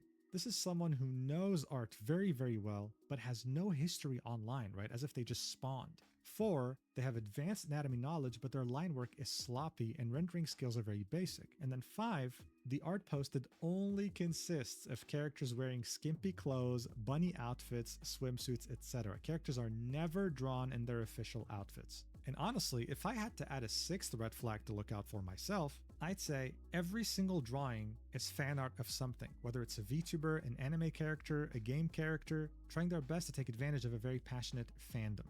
Teru would then say after August 2025, Mashiro would stop uploading traced AI and instead start uploading full gen AI with minor edits on top. This was evident as the newer artworks had a completely more advanced rendering compared to Mashiro's earlier uploads, and more importantly showed multiple melting AI elements when zoomed in.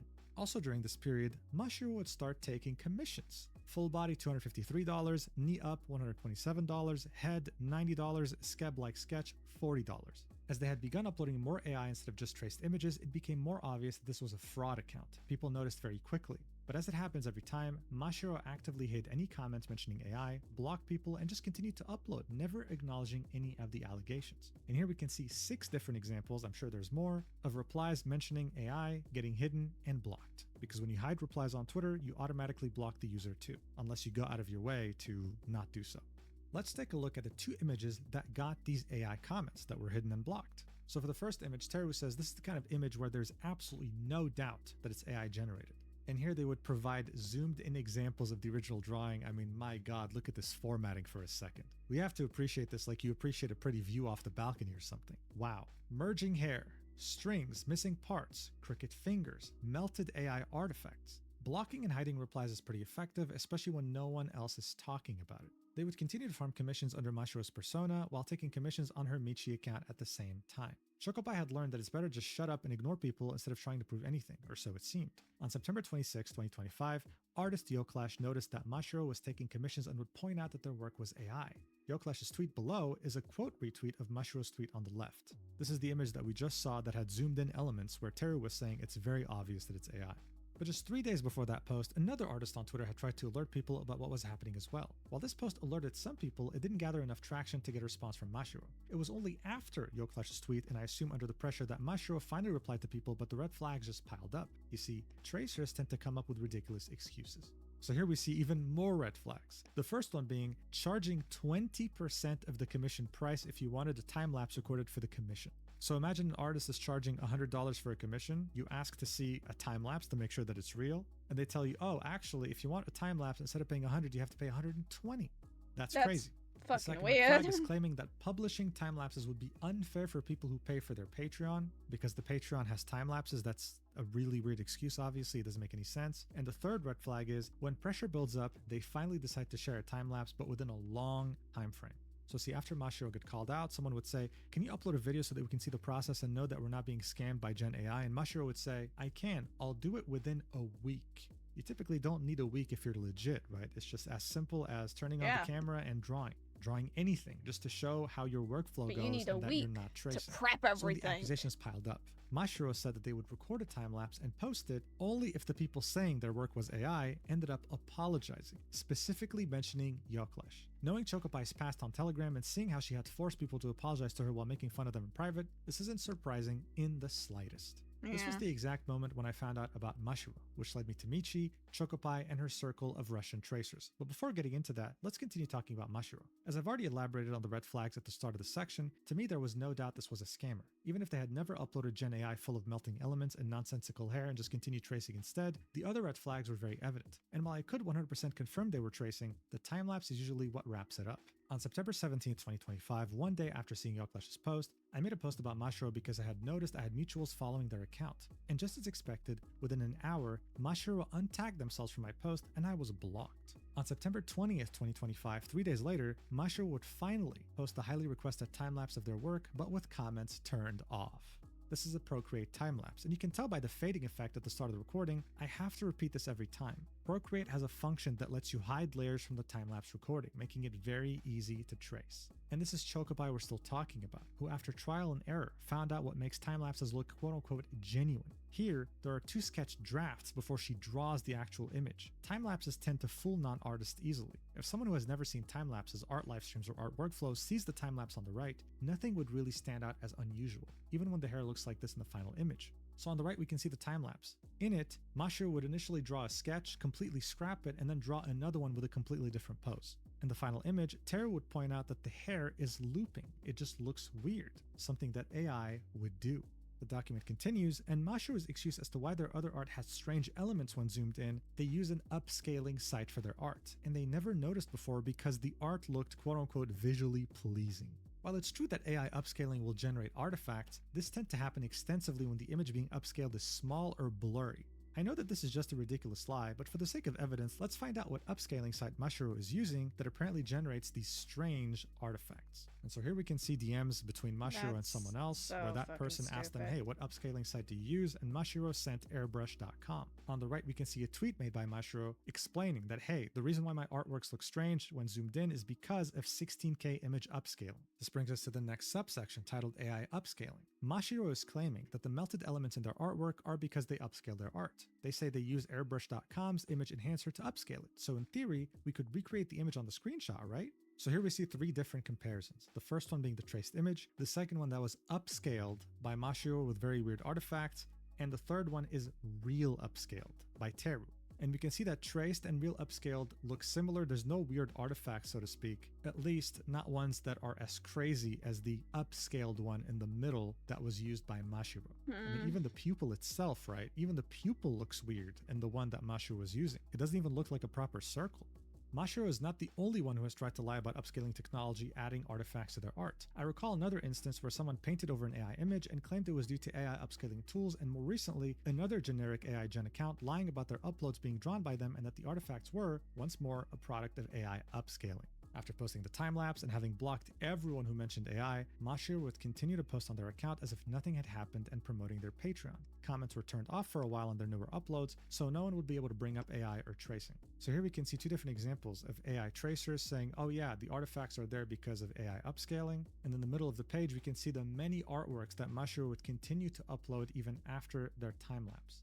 This would lead us to the next subsection titled AI Tracer Commissions on Twitter. Chokopaii was tracing commissions as Mashiro, and Michi had posted finished commissions, but did Mashiro ever get to scam someone? Unfortunately, the answer seems to be yes, but none of the commissions were ever uploaded publicly. I was able to acquire Mashiro's commission files below thanks to a contributor. So here we can see 4 different illustrations that were of course traced according to Teru, and they all seem to be half body. Mashiro was charging $320 for half bodies. So this is at least $1,200 alone based on commission files that Teru was able to acquire. That's a lot of money. The document would then continue, thus, the main reason for this document is not to cancel Chokopaii. Instead, I want to raise awareness about fraudsters like these, charging hundreds of dollars for traced slop. This is very common on Twitter at the moment. I will elaborate more at the end of the document, but to give you an idea, here are a few Russian accounts, Chokopaii's friends, running the same traced commission scam. So here we can see 3 different examples, all charging over $100 for at least a half body, doing the same thing according to Teru. A lot of these accounts have successfully scammed clients for the past year, and if they ever have people pointing out their work is traced from AI, it's easier to ignore and block them than to engage. Even if they delete their accounts, they can just make a new account later under a new identity and pretend to be a different artist. On the right, we can see 2 screenshots, for example. The first one being an artist, Misui, who Teru had already called out in the past and made a small document about, charging $200 for sketches, who then made a new account when they were called out by the name of Akwao, also charging $300 for a sketch. Teru would say, my personal suggestion is that from now on, clients avoid commissioning new artist accounts who can't provide a track record of their art online before 2024. Now yes, this is unfair for new artists, of course, but unfortunately these days you really have to be careful. When we're talking about commissions that cost hundreds of dollars, right, which is a lot of money for many people, right, this might be multiple months of salaries, you can never be too careful. And this would lead us to the next section, Michi Part 2, back to the whole 15-year-old sister. While all of that was happening over in Mashiro's account during September 2025, Michi did not upload any new artwork. It was also during September that Lavariel's account was suspended. Some people brought up Michi when I posted about Mashiro. Here's someone in September 2025 saying, I'm not sure, but they followed Mich111 and their styles are very similar, and this is another new account.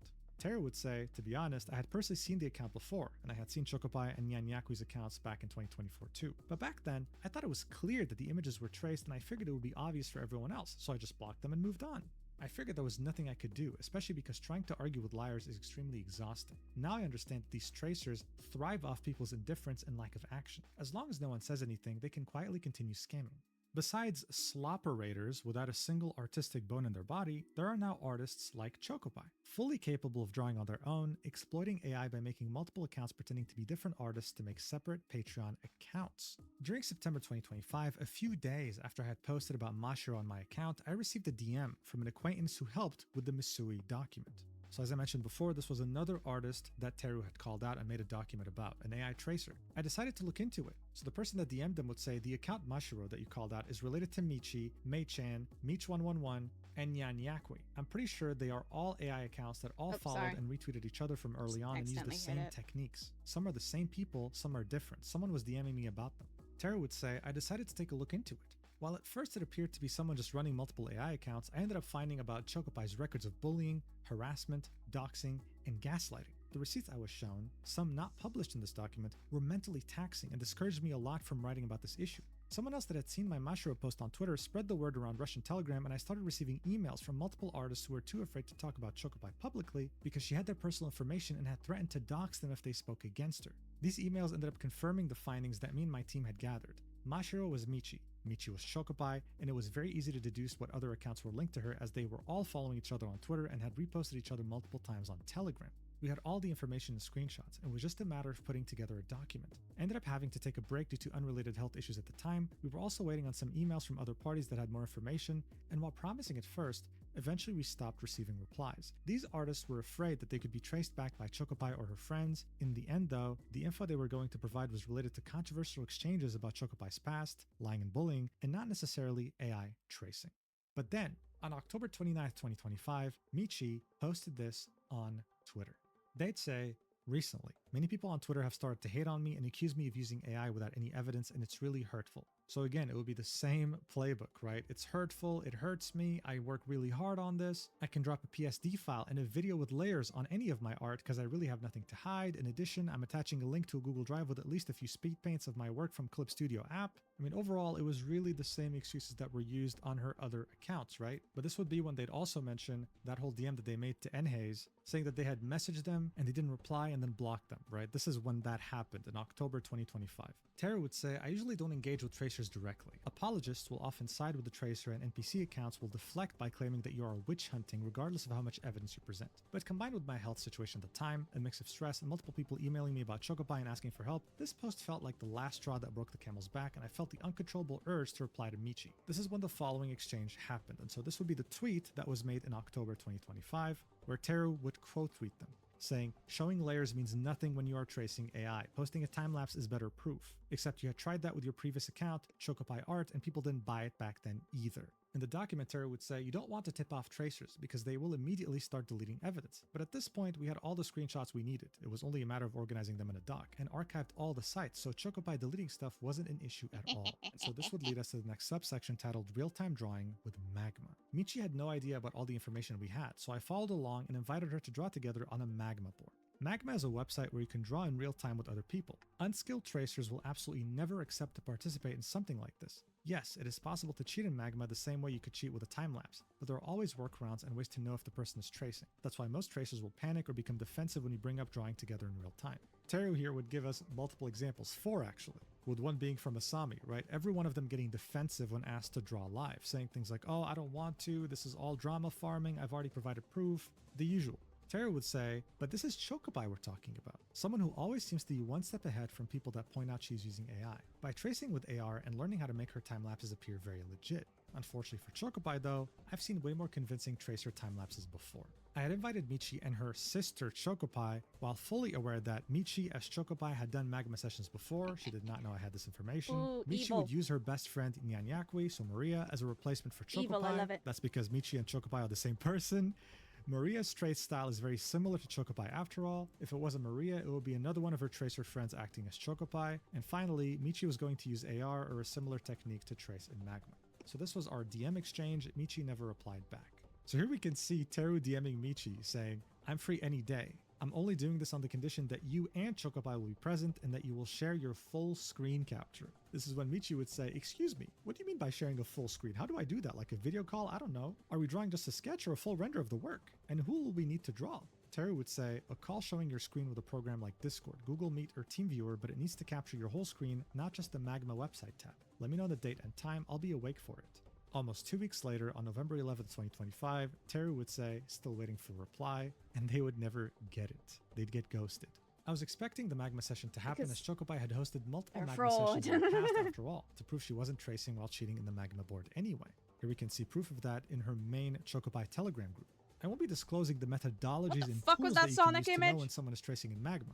But I cannot stress enough that when someone wants to cheat, they will find a way to cheat. Time lapses, real videos, or even drawing in real time cannot be fully reliable when dealing with fraudsters. This is an issue as it erodes trust and credibility for everyone else. But just like how there's ways to cheat, there are equally enough ways to know when they are cheating. Going back to Michi's tweet, providing PSD files and showing layers really does nothing when the image is traced. The excuses that you usually hear when someone tries to pass off an AI-generated image as a hand-drawn are usually, I paint everything in one layer, or I already merged everything, or I lost a file, as these are situations that also happen to real artists. I don't think having files unavailable is strange unless it happens exclusively to images that look AI generated, then painted over, and not ones that look traced. This brings us to the next subsection, Trace Timelapses 5.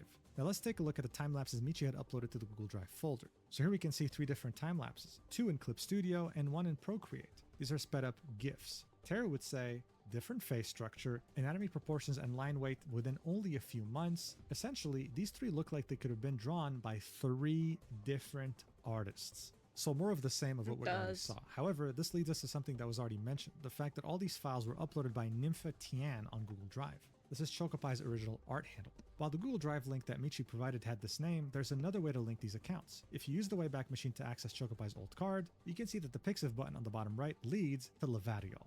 After our DM exchange, Michi went quiet and would stop uploading new art on Twitter. This would be, of course, until January 2026. So more of the same. After their DM exchange, Michi would go quiet and would stop uploading new art on Twitter until January 2026. This would lead us to the next section titled Ghosting Clients Again. This right here is really, really silly, dude, because it would really push the limits of this whole roleplay that Chokopaii had going on of her acting as her own sister under the Michi identity. Teru would say, on my quote retweet of Michi's post with the Google Drive link, VTuber Celia Vale left a comment mentioning that Chokopaii had scammed them in the past by never delivering a commission. And so here we can see Celia Vale saying, Chokopaii scammed me out of $300 and still has never responded to me about it.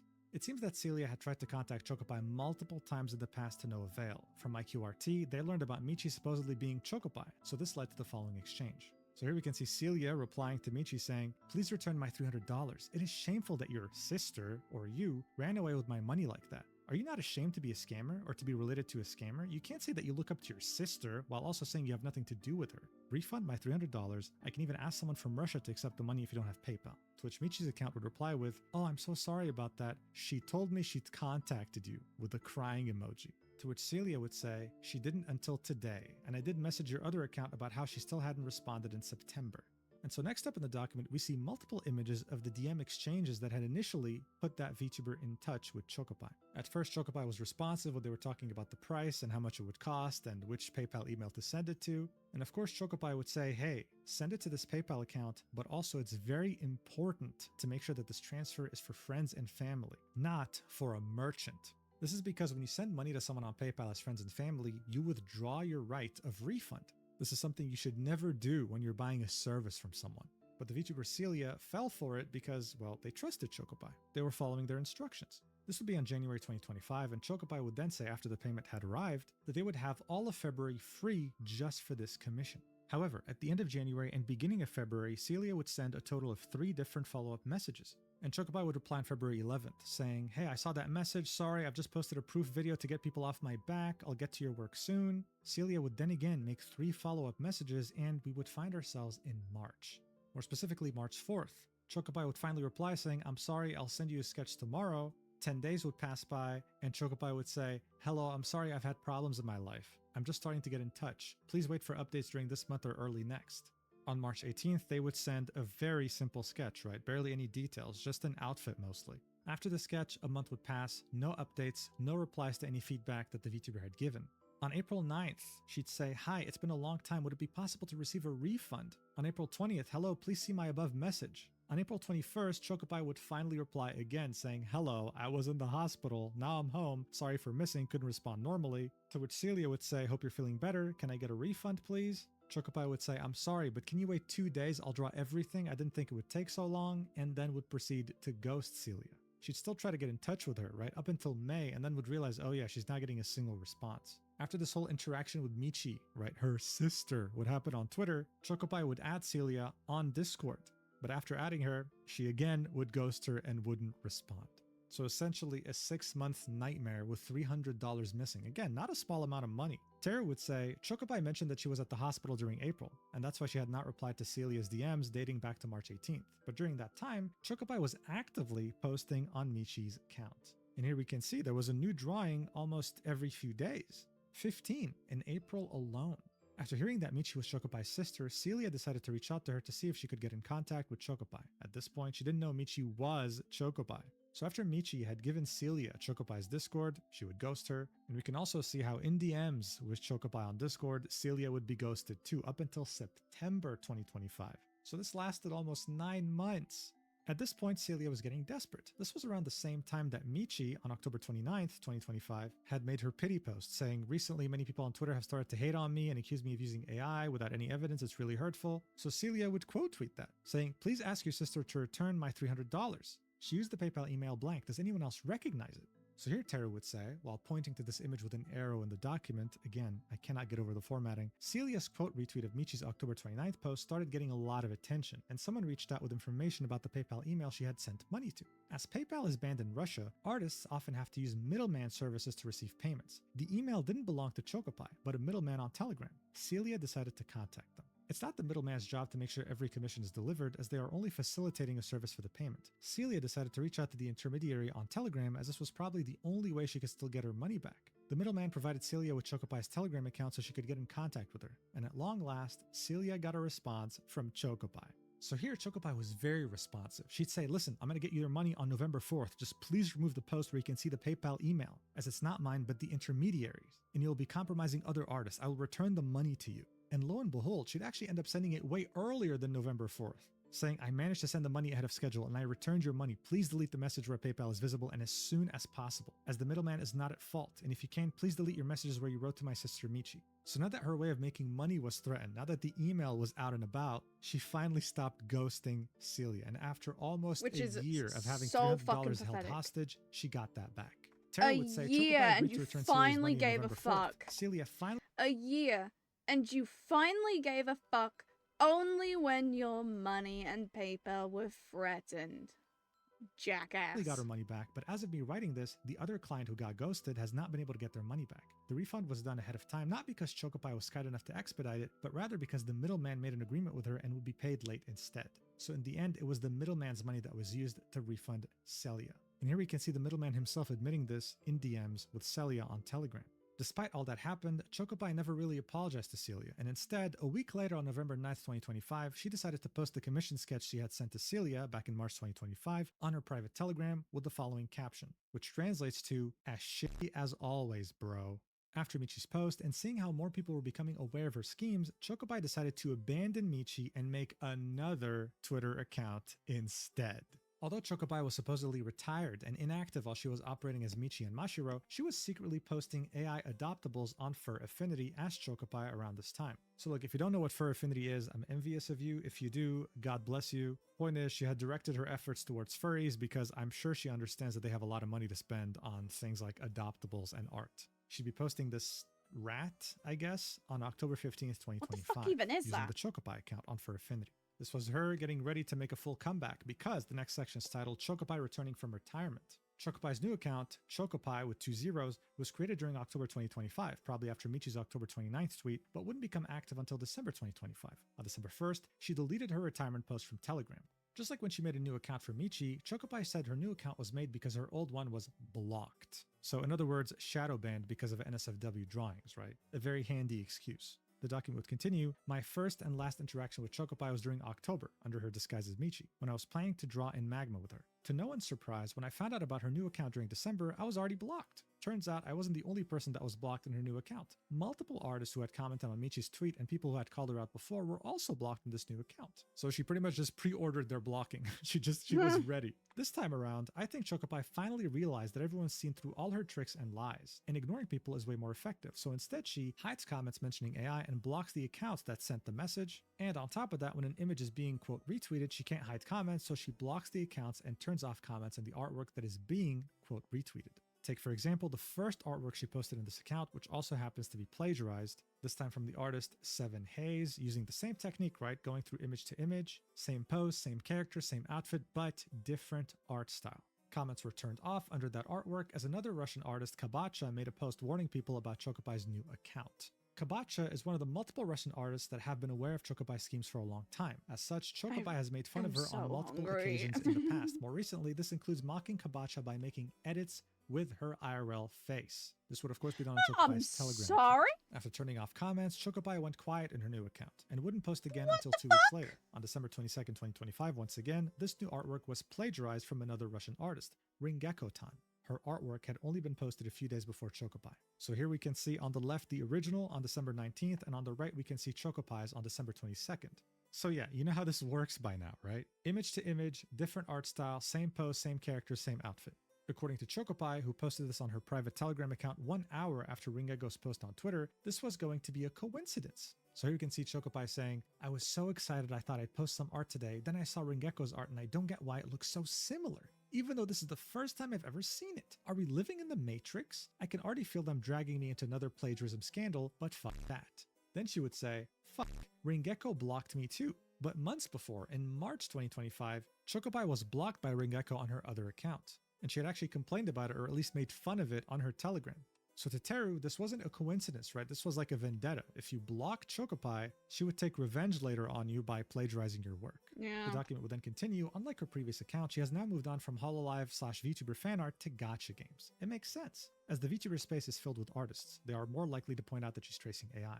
Still, Chokopaii has continued to plagiarize multiple artists in her new account up to this day, more brazenly than before. On February 22nd, 2026, yet another artist, Uof, made a post about Chokopaii plagiarizing their friend's artwork. Chokopaii turned off the comments on the artwork that Uof had QRT'd and blocked them. And just like any other time before, when someone points out what Chokopaii is doing, she and her friends just laugh about it in her private Telegram. On that same day, February 22nd, 2026, and in reference to Uof's quote tweet, she would say, write more documents exposing me, it turns me on. I hope so badly. Due to all this bullshit, I want to see the outcome that this Google Docky has done. While hiding comments and blocking people is effective on Twitter, it's even easier to get away with being a tracer fraud on her Instagram, where comments can be entirely deleted instead of just hidden. Around this time, the Grok Edit image feature was added to Twitter, so anyone could edit anything other people posted to the site without permission. Chokopaii, someone very familiar with plagiarizing and running other artists' work through image to image, would happen to find this feature very convenient. So just so there's no confusion, this is at the end of 2025, right? December 30th, more specifically, in which she says in her private Telegram group, there's a lot of whining on Twitter about the new feature. Get it through your head that AI rules the world. Here's some content for you. On February 22nd, 2026, she would also comment on this again, saying how ironic that these idiots are trying to assert their rights on a social network where AI controls literally everything, and Elon Musk lets the AI practice on their posts. So let them shut up and go to Blue Sky and write their documents there. Yeah, that's right, nobody needs them here. So yeah, Chokopaii seems to really like billionaires, whether it be Pavel Durov or Elon Musk. At this point, it's quite obvious the kind of man that she's into. But if you were on Twitter when that feature actually got released, you would have seen the amount of artists that were absolutely shocked to the core that any of their art can just be twisted into a prompt with the click of a button by other users. And yet here we had Chokopaii celebrating it. Teru would then say, just like Chokopaii, a lot of the slop raiders running Patreon and Twitter accounts don't even bother typing their own prompts anymore and instead plagiarize other artists' works with image to image. So here we can see on the left another drawing that was made by Enhaze, someone that Chokopaii had plagiarized before, and on the right we can see another Twitter account by the name of Yuyumi SFW. Why'd they make her ass so prominent? Holy shit. The same exact pose, same exact character, same exact outfit, but except they removed the earring. Of course ran through image to image under a different art style. Chokopai's style in this account looks just a bit different from the one in her previous one. It is still stolen and trained from Croquette's art. However, a bot update now has a variation in the style output. So on the left, we can see 4 different illustrations made by Chokopai's AI usage, trying to copy the artist Croquette, and on the right, we can see an AI that was specifically trained from Croquette's art. And so what Teru's trying to say here is that while Chokopai's art does have similarities to Croquette's art, there's clearly some sort of a variation in the AI that makes it a tiny bit different. It's not one-to-one compared to the AI that was specifically trained to emulate that art style. The document will then so continue. Much On a titties. request from a doc collaborator, I've refrained from mentioning the bot. I'm bisexual as fuck, but holy shit, this is too many titties even for me. Russian Telegram bot that a lot of Russian tracers use. The reason Russian tracers opt to use this bot is because it's more accessible than English AI generation sites that require payment and do not take Russian cards. The bot works with tokens that you could buy with a Russian card or earn for free by referring people to use the bot. So yeah, very handy. I'm guessing that most of these people don't really use this bot with a credit card, they use it by referring people and then they just create new accounts to refer themselves. That's just how a lot of Telegram bots work. And so this would lead us to the next subsection titled Selling Procreate Brushes. While Chokopaii has finally removed no AI from her bio, she is now trying to sell Procreate brushes as if the images had been made from scratch by her, when all she is doing here is using the filling tool, blurring the edges and adding sparkles. There is no rendering done in this time lapse. And here we can see that time lapse in question. There really is no drawing going on. No rendering either. This was Chokopaii just making it seem like her brushes were making her achieve these exact results, when in reality it was AI, obviously. Or at least according to Teru. This is not the first case of an art scammer selling brushes. Famously, an artist that goes by Ylanest sells digital art courses and has over 1,500 brushes for sale. Some brush packs cost up to $150, while her videos consist of her pretending to render on Procreate by a deceptive method of using the eraser tool on layers to reveal the AI render underneath. It's a big ol' industry, guys. And as AI gets more advanced, people will figure out more ways to scam, and it'll get bigger and bigger. This would lead us to the next subsection titled Delusional Mental Behavior. On December 30th, 2025, Chokopaii posted this on her main The fucking free images. What the fuck are these images? Telegram. This would be a 2025 artist summary template. The whole point of this is having 12 slots in which an artist shows off the drawing they're most proud of for each given month during the year. They'd also have a text post with it saying things like, there were highs, there were lows, there were moments where I wanted to give up. This year was hard, very hard, especially because of the huge wave of hate that fell on me after the accusations It's of the AI random and doxing, which I didn't It's the dog and Christmas tree emote. Commit. There were nights where I just sat and cried, hysterics, nervous breakdowns, etc., right? Like the same exact playbook used in previous posts, really just acting like the victim. Teru would say, to put it bluntly, reading this after having learned about everything she had done in the past, which I have not covered in this document as I tried to keep it specifically related to AI and tracing instead of what people typically think about when they hear drama, I can only imagine this person is not just a scammer but also a compulsive liar. I used machine translations for this document, but I also had Russian helpers who spoke English confirm the accuracy of these translations. One of the translator's comments about Chokopai's voice messages was, the translation doesn't show how cruel and creepy what she writes is, and this is something I mentioned before. These translations don't really do justice to how crazy or delusional sounding these messages really are. Teru would then say, from August to October, those 3 months of art block and silence that Chokopaii mentions in her post just happened to be when Michi and Mashiro's accounts were actively posting instead.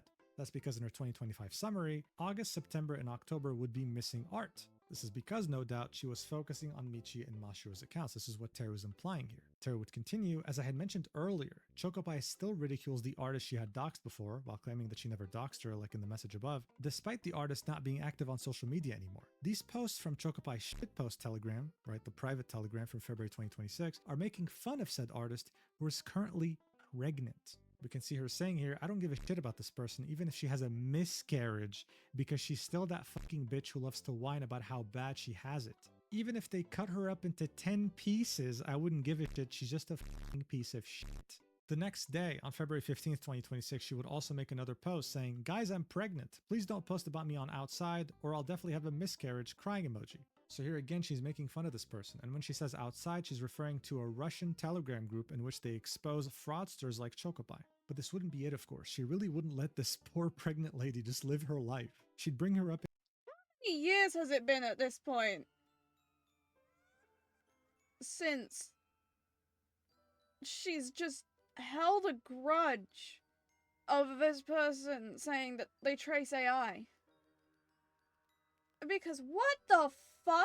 Again on March 13th, 2026 in a voice message saying, this is my absolute favorite take. When I joked about Blank's abortion, they're like, God, how dare you bring up personal stuff just because of some online squabbles? Well, because she was the one who attacked me first. It's just an online conflict. It shouldn't spill over into real life. Yeah, I don't give a fuck. Ha ha ha ha. The person who literally pinned everything on me and made herself out to be the victim, I have no right to touch her personal life? Yeah, fuck that. I don't give a shit.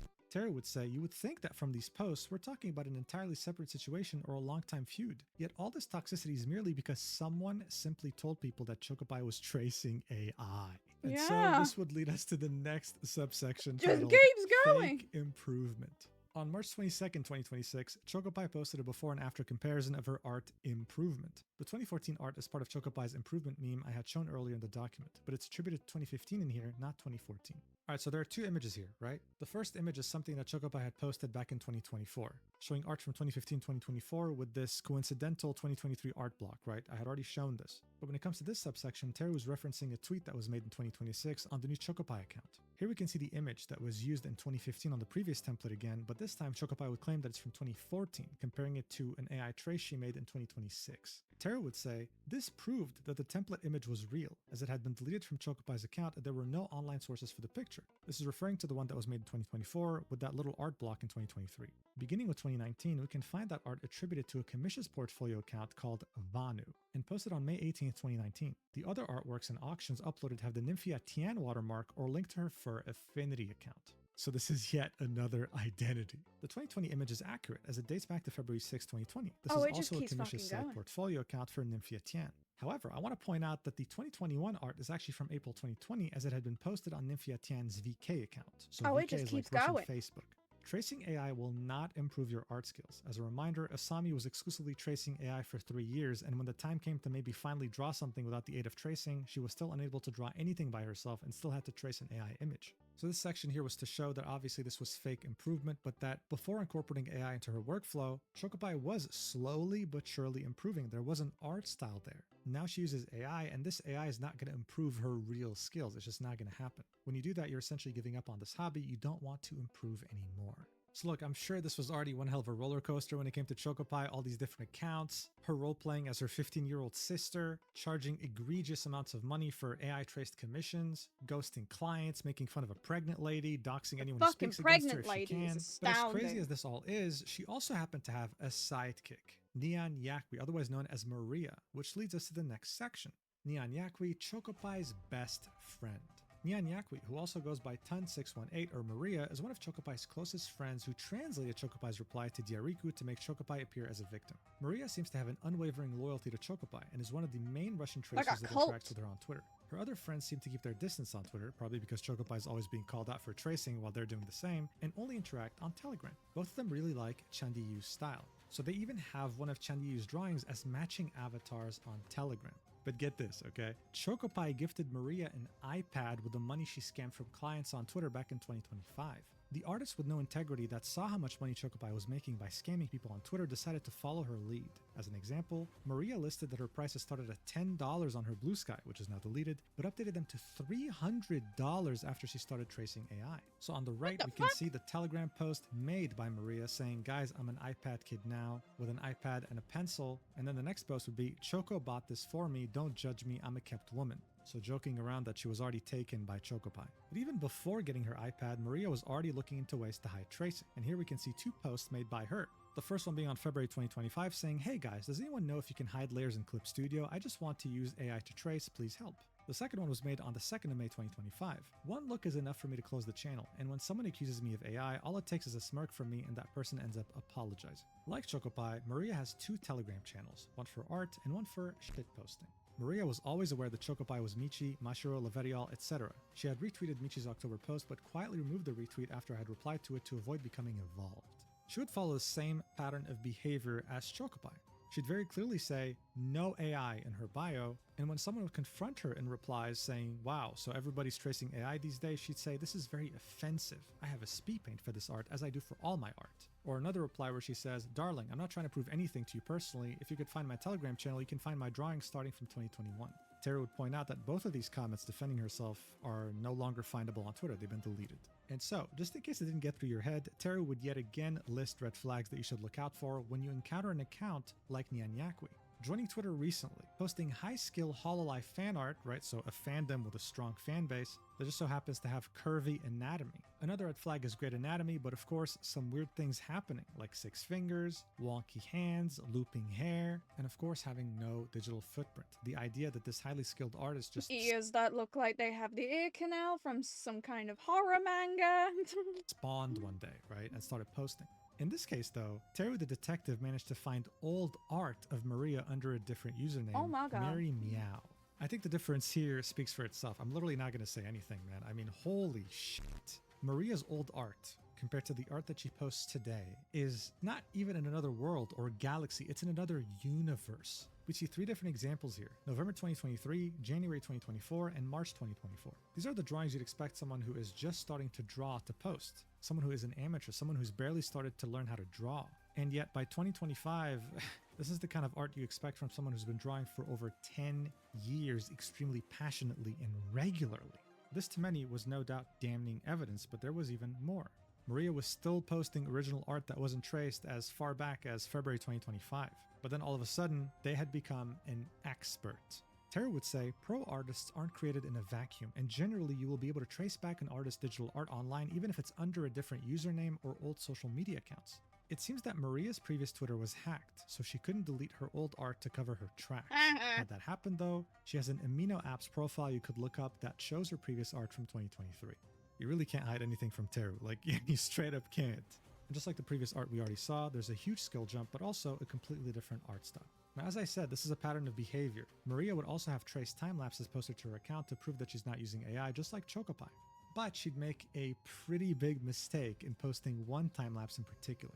This third time lapse right here on the right would get deleted because, according to Teru, Maria forgot to hide the layer she used to trace the horn and flashed it for a second. And what's interesting is that this horn belongs to another image she had traced just a few days before. Very embarrassing. But according to Teru, there would be another time-lapse with even worse slip-ups, and it would all be in the face. At this supposed skill level, drawing a side view face and eyes should be relatively simple. You wouldn't have to trace over a previous face or eyes you drew before. Evidently, Maria didn't set those Procreate layers as hidden so they wouldn't show in the final time-lapse, and she only noticed they were in the time-lapse after uploading it to Twitter. The post was then deleted. So yeah, even in Procreate where you can hide layers, it was obvious that there was some tracing involved here when it came to the eyes. But that wouldn't be everything weird in this time-lapse. There would also be an instance of 6 fingers. Teru would say it's very easy to miss as it happens near the end. Maria was not paying attention and traced an extra finger. Of course, by the time she had noticed and deleted the image on Twitter, it was too late. People had already shared it and uploaded it to Danburu, the image board. Maria went back and fixed the fingers, then re-uploaded the image. Teru would say a single artwork having an extra finger is not indicative of AI tracing. This is a result of multiple red flags accumulating over time. Artists can make human mistakes, and in the past, before AI, you can find artworks where artists accidentally added an extra finger while drawing hands. I would like to note that the amount of artists accidentally adding extra fingers has increased since then though. So to some of you, when you hear Teru talk about things like this, it might seem obvious to you, but for a lot of people it's not. There have been actual witch hunts against real artists because of the rise of AI and the lack of trust in the art community. This is why Teru makes these disclaimers. It's important for someone who doesn't know art while reading this.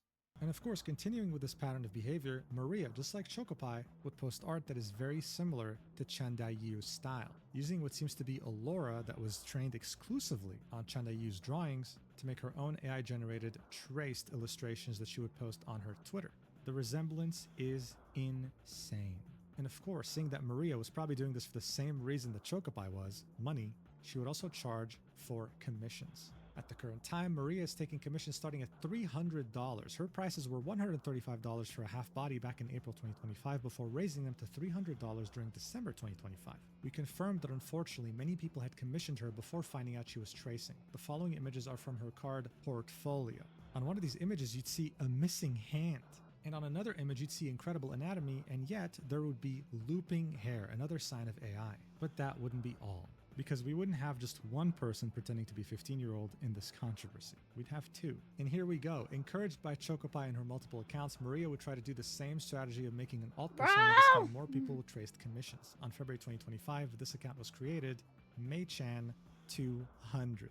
This would, of course, I'm tired of saying it, but pattern of behavior, the same exact thing Chokopaii was doing. In fact, it would be such a Control-C, Control-V to what Chokopaii was doing that Maria on this alt account would claim that she was also 15 years old. So weird. They would spawn around the same exact time according to Teru and would immediately start interacting with each other on Twitter. And to Teru, again, this would be another opportunity to point out red flags, but by now I think you already know them. And on top of this 15-year-old artist would already have a Patreon ready to go while charging $200 for commissions. But what if Mei-chan was yet another 15-year-old that was being roleplayed by Chokopaii?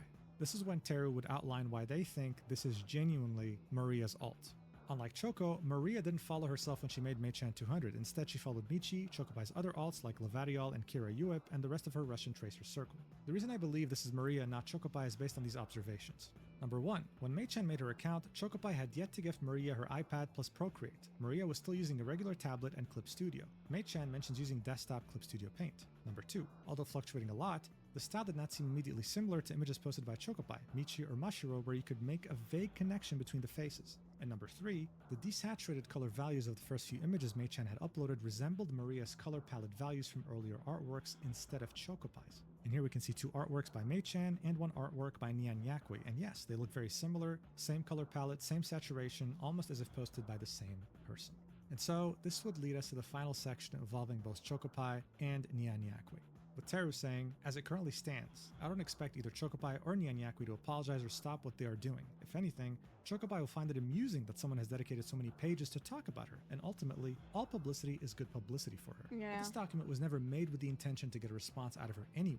And even if they delete their accounts, I doubt they will give up on tracing. After all, this is a very easy scam to run. If they stop, it will be a matter of time until they make new accounts and start over again by pretending to be different artists. This was the case with Misui, who had already made 3 accounts consecutively, and Asami, who after miserably failing to fool people, deleted everything regarding the situation, continued to post as usual, and recently made a new account pretending to be a new artist. We'll check that out at the end of the video. Chokopaii has multiple Russian friends running the same tracing scam on Twitter at the moment. Some of these tracers also have VGen accounts.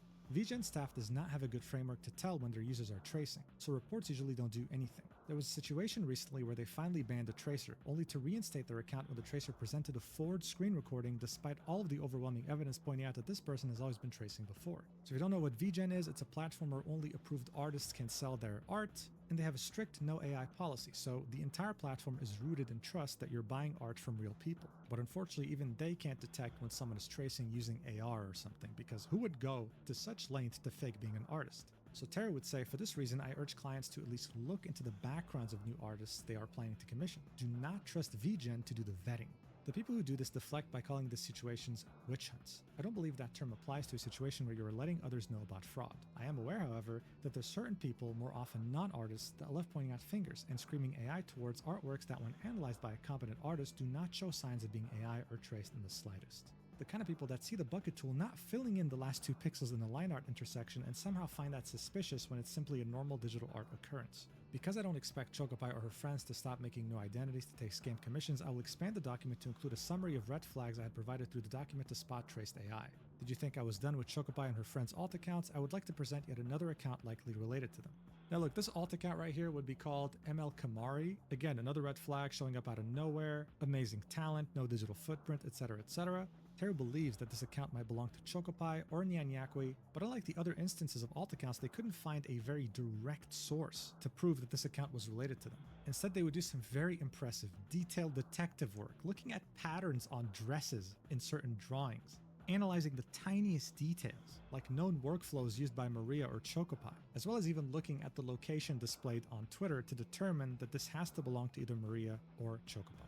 To Teru, this is proof that these 2 best friends are becoming smarter with making new alt accounts that are not directly tied to their previous identities, continuing on with the scam and making money from unsuspecting clients. And as I mentioned in the beginning, the rest of this document would talk about different artists that are doing the same thing based on proof from their art, whether it be their past art versus their art today, whether it be the incredible evolution of their art or just their shady behavior. But as impressive as Teru's document was with all the evidence, the proof, the formatting, it didn't cause Chokopaii or Maria to just disappear overnight. In fact, they would end up replying with their own Google Docs. Alright, so before any official responses were made by both Chokopaii and Maria, the first form of response would be made by Chokopaii as an acknowledgement in her private Telegram Oh, finally! channel. She'd say, today the same person writes about me on all social networks that I'm an AI tracer. I don't really care, I'm just silently blocking. I haven't cared for a long time, it just feeds me, huh. Soon afterwards, on the 19th of June 2026, Maria would actually make a tweet first, before Chokopaii. She'd tag Teru and then say, Teru, a fighter for justice, the ultimate AI exposer, the great hope of real artists, or a liar, someone who loves organizing harassment and falsely accusing actual artists. Today I'm presenting a document I spent around 36 hours writing. It's dedicated to Teru's false accusations. Now the tweet would be longer, but Maria would delete it. On June 20th, she would post it again, this time removing the first few lines that we read. Instead, what she'd do is tag Teru and say that Teru falsely accused me of using AI. I wrote a 220-page document refuting all of it. Please, if you believed her, read this document and stop writing offensive things to me. I didn't write this document because I want revenge. I wrote it because I'm genuinely heartbroken for my own hands. The hands that draw everything completely by myself. If I were actually a tracer, I would have just ignored the whole situation. I never would have reacted like this because there wouldn't have been any real effort or soul put into my art in the first place. But seeing how easily people believed her accusations broke my heart. It killed every bit of inspiration I had left. I no longer see the point in continuing to draw if so many people think it's nothing more than tracing. This devaluation is slowly rotting my mental state. I can't sleep because of tachycardia. I can't stop thinking about it. I still want to draw, but I can't because now it feels completely meaningless. I thought that after our private conversation and a magma session together, this would finally be over, but she wouldn't even allow me. I thought that after our private conversation and magma session together, none of you wanted to do a magma session with Teru. Let me guess, you only wanted to do a magma session now after being cooled out? Me that. She talked to me as if I had no feelings, as if she didn't care about all my experience, like I wasn't even a person to her. My reputation is already ruined. No matter what I do, I'm sure most people will just ignore this document and her followers will keep commenting AI and Tracer under my artworks, treating me like a soulless machine. As if Teru is right that I'm not human and don't deserve to make art. I truly hope that at least some of the people who believe her will read this and realize that I don't deserve any of this. In my whole life, I have never offended anyone. I have never had a conflict because someone else's grief makes me feel very bad myself. And even now, I so want to protect myself, but I understand that this document will make her feel bad. I don't want any of that. I already tried posting this document yesterday, but the truth is I felt insecure and ended up deleting it. Why did the situation have to happen? Alright, so definitely a very emotionally charged statement here. That's the point. You either feel bad for her, wondering what she might have written in her document, or you might be seeing the same pattern that was talked about in the Teru document. Remembering how Maria was the one who actually wrote Chokopai's statement in which she pretty much acted like the victim. How this might be a page from that playbook. So is she actually a victim, or is she not? Well, let's check out the Google document. Alright, so this document is around 97 pages. I don't know how exactly. Teru had 17 pages dedicated just for Maria. The rest was for Chokopaii. This document doesn't even talk about Chokopaii. These 97 pages are purely just about Maria and her point of view. So let's see what she has to say, and I will take the liberty to sum things up if things get repetitive. So this would start off with Maria saying, "So, I'd like to start by pointing out that before publishing the document, Teru made absolutely no attempt to contact or interact with me. I had no idea whatsoever that anyone was preparing a document about me. Why am I mentioning this? Because if you've read Asami's document, which was also written by Teru, you probably know that Teru did reach out to her before it was published. She messaged Asami both in private DMs and by email, asking her to provide evidence, such as speed paints, recording of them drawing together in magma, or actual files of her artwork. She did the same exact thing with Chokopaii. She notified her that she was going to write a document about her, mentioning her username multiple times and even reposting all the derogatory posts about her. What did I get? Complete silence and total ignoring from her side, plus being confidently labeled a tracer right at the very beginning of her document about me before she had provided even a single piece of proof. Let's fast forward a little because the whole issue of Teru ignoring me didn't end there. So here we'd see an image of DMs between Maria and Teru on June 14th, 2026, in which Maria sends 4 different messages trying to reach out and have a conversation with Teru, and Teru ignores her. Maria would say, "And now you're looking at the very reason this document exists. In this screenshot, I tried to contact Teru immediately after reading her document about me. As you can see, from the very first moment, I was more than ready to prove that I can draw my own art, by any method Teru herself would choose. I was willing to set up a camera in my room, fully show my face, and whatever it took to completely prove that I create my drawings myself." Maria would then show us a tweet from Teru, in which Teru says, "Since I expect neither of them to address this and completely ignore it, the Danburu man can reach out to me and I will share the rest of her AI circle." This was Teru quote tweeting their own Google Doc. Maria would say, "Here's what Teru wrote on her profile, claiming that I was completely ignoring her. At that point, I thought maybe her private messages simply weren't reaching me for some reason, or Twitter was glitching again, so I decided to leave a comment under that very same post." And here we can see Maria saying, "Hello Teru, I'm not ignoring you, I just wrote you a DM, could you please check it when you have time?" This is when Maria would continue, "I was extremely polite because I genuinely thought it was just a small misunderstanding. I believe that one conversation and providing solid proof would be enough to clear up all the suspicions, but once again I was met with complete silence from Teru. Why didn't I post about the situation on my profile? There are a few reasons. First of all, I'm not a confrontational person. I always try to avoid arguments with people. I don't like drama, because I believe any conflict can be resolved privately between the 2 people involved. There's no need to drag the entire internet community into it. At this point, I already have some guesses about why she chose not to reply to me, neither in DMs nor under the comment, but we'll talk about that later." Maria would then say, "Teru deleted that post but still never replied to me." So this is of course referencing the post that Teru made in which they quote tweeted their own document. On that post, apart from my comment, there was only one other comment. Now I have a question for you, my dear readers. Did Teru really not see my message?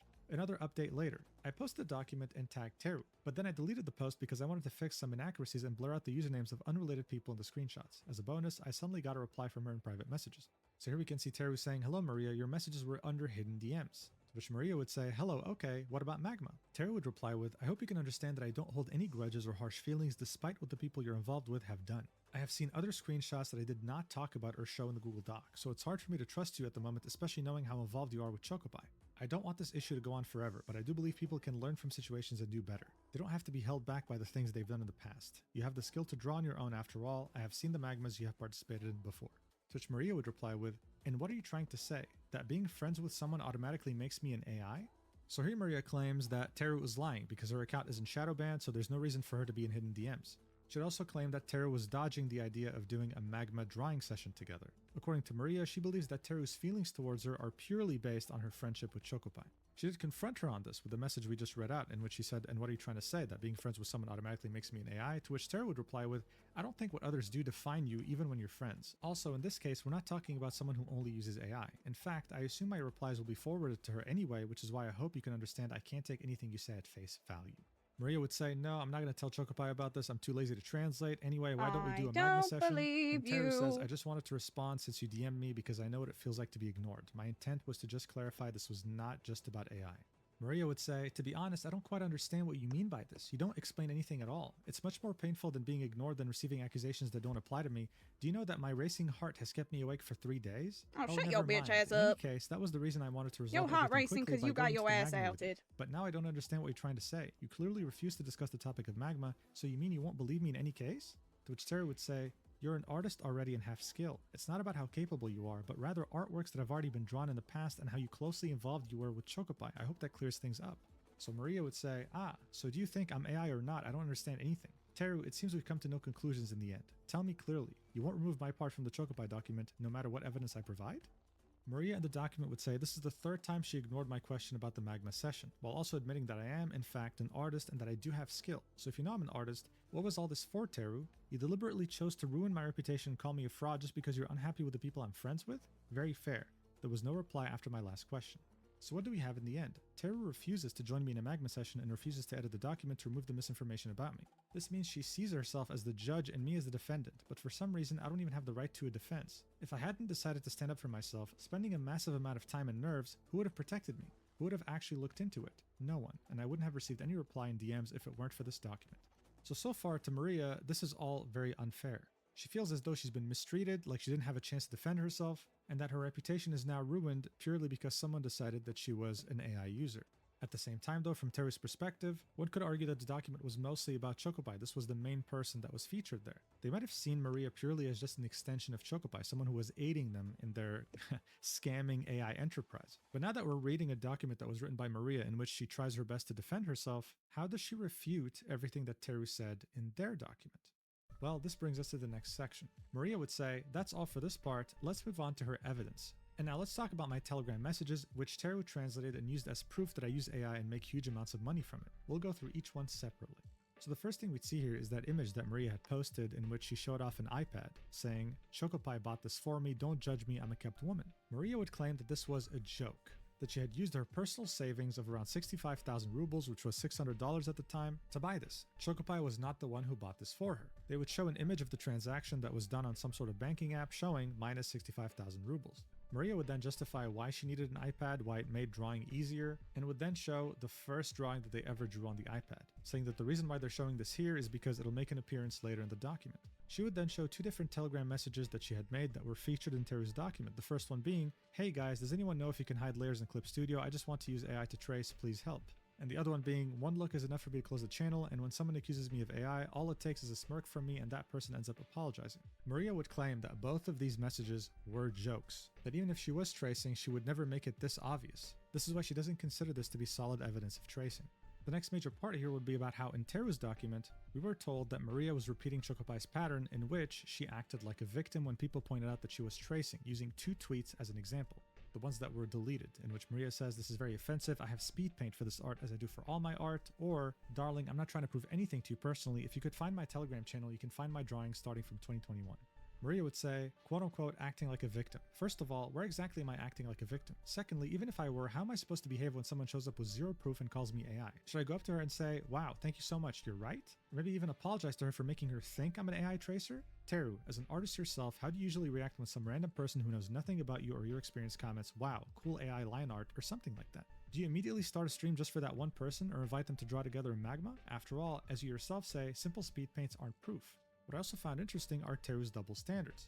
So here Maria links an image from the Asami document in which Teru said, proving that you aren't tracing is really simple if you are not tracing AI. This person was invited to draw together in a browser-based Canvas website, but their response was that they don't have to prove themselves to anyone or convince anyone. This website in question being magma.com, this is a simple free way to show everyone you are not tracing. So to Maria, Asami got this chance, Chokopaii got this chance, but again, she didn't. Saying that to her, it seems that Teru doesn't think that she deserves a chance to prove herself in Magma. Next up, she wouldn't really understand why this artwork that she had made of Shadow as a human was used in Teru's document.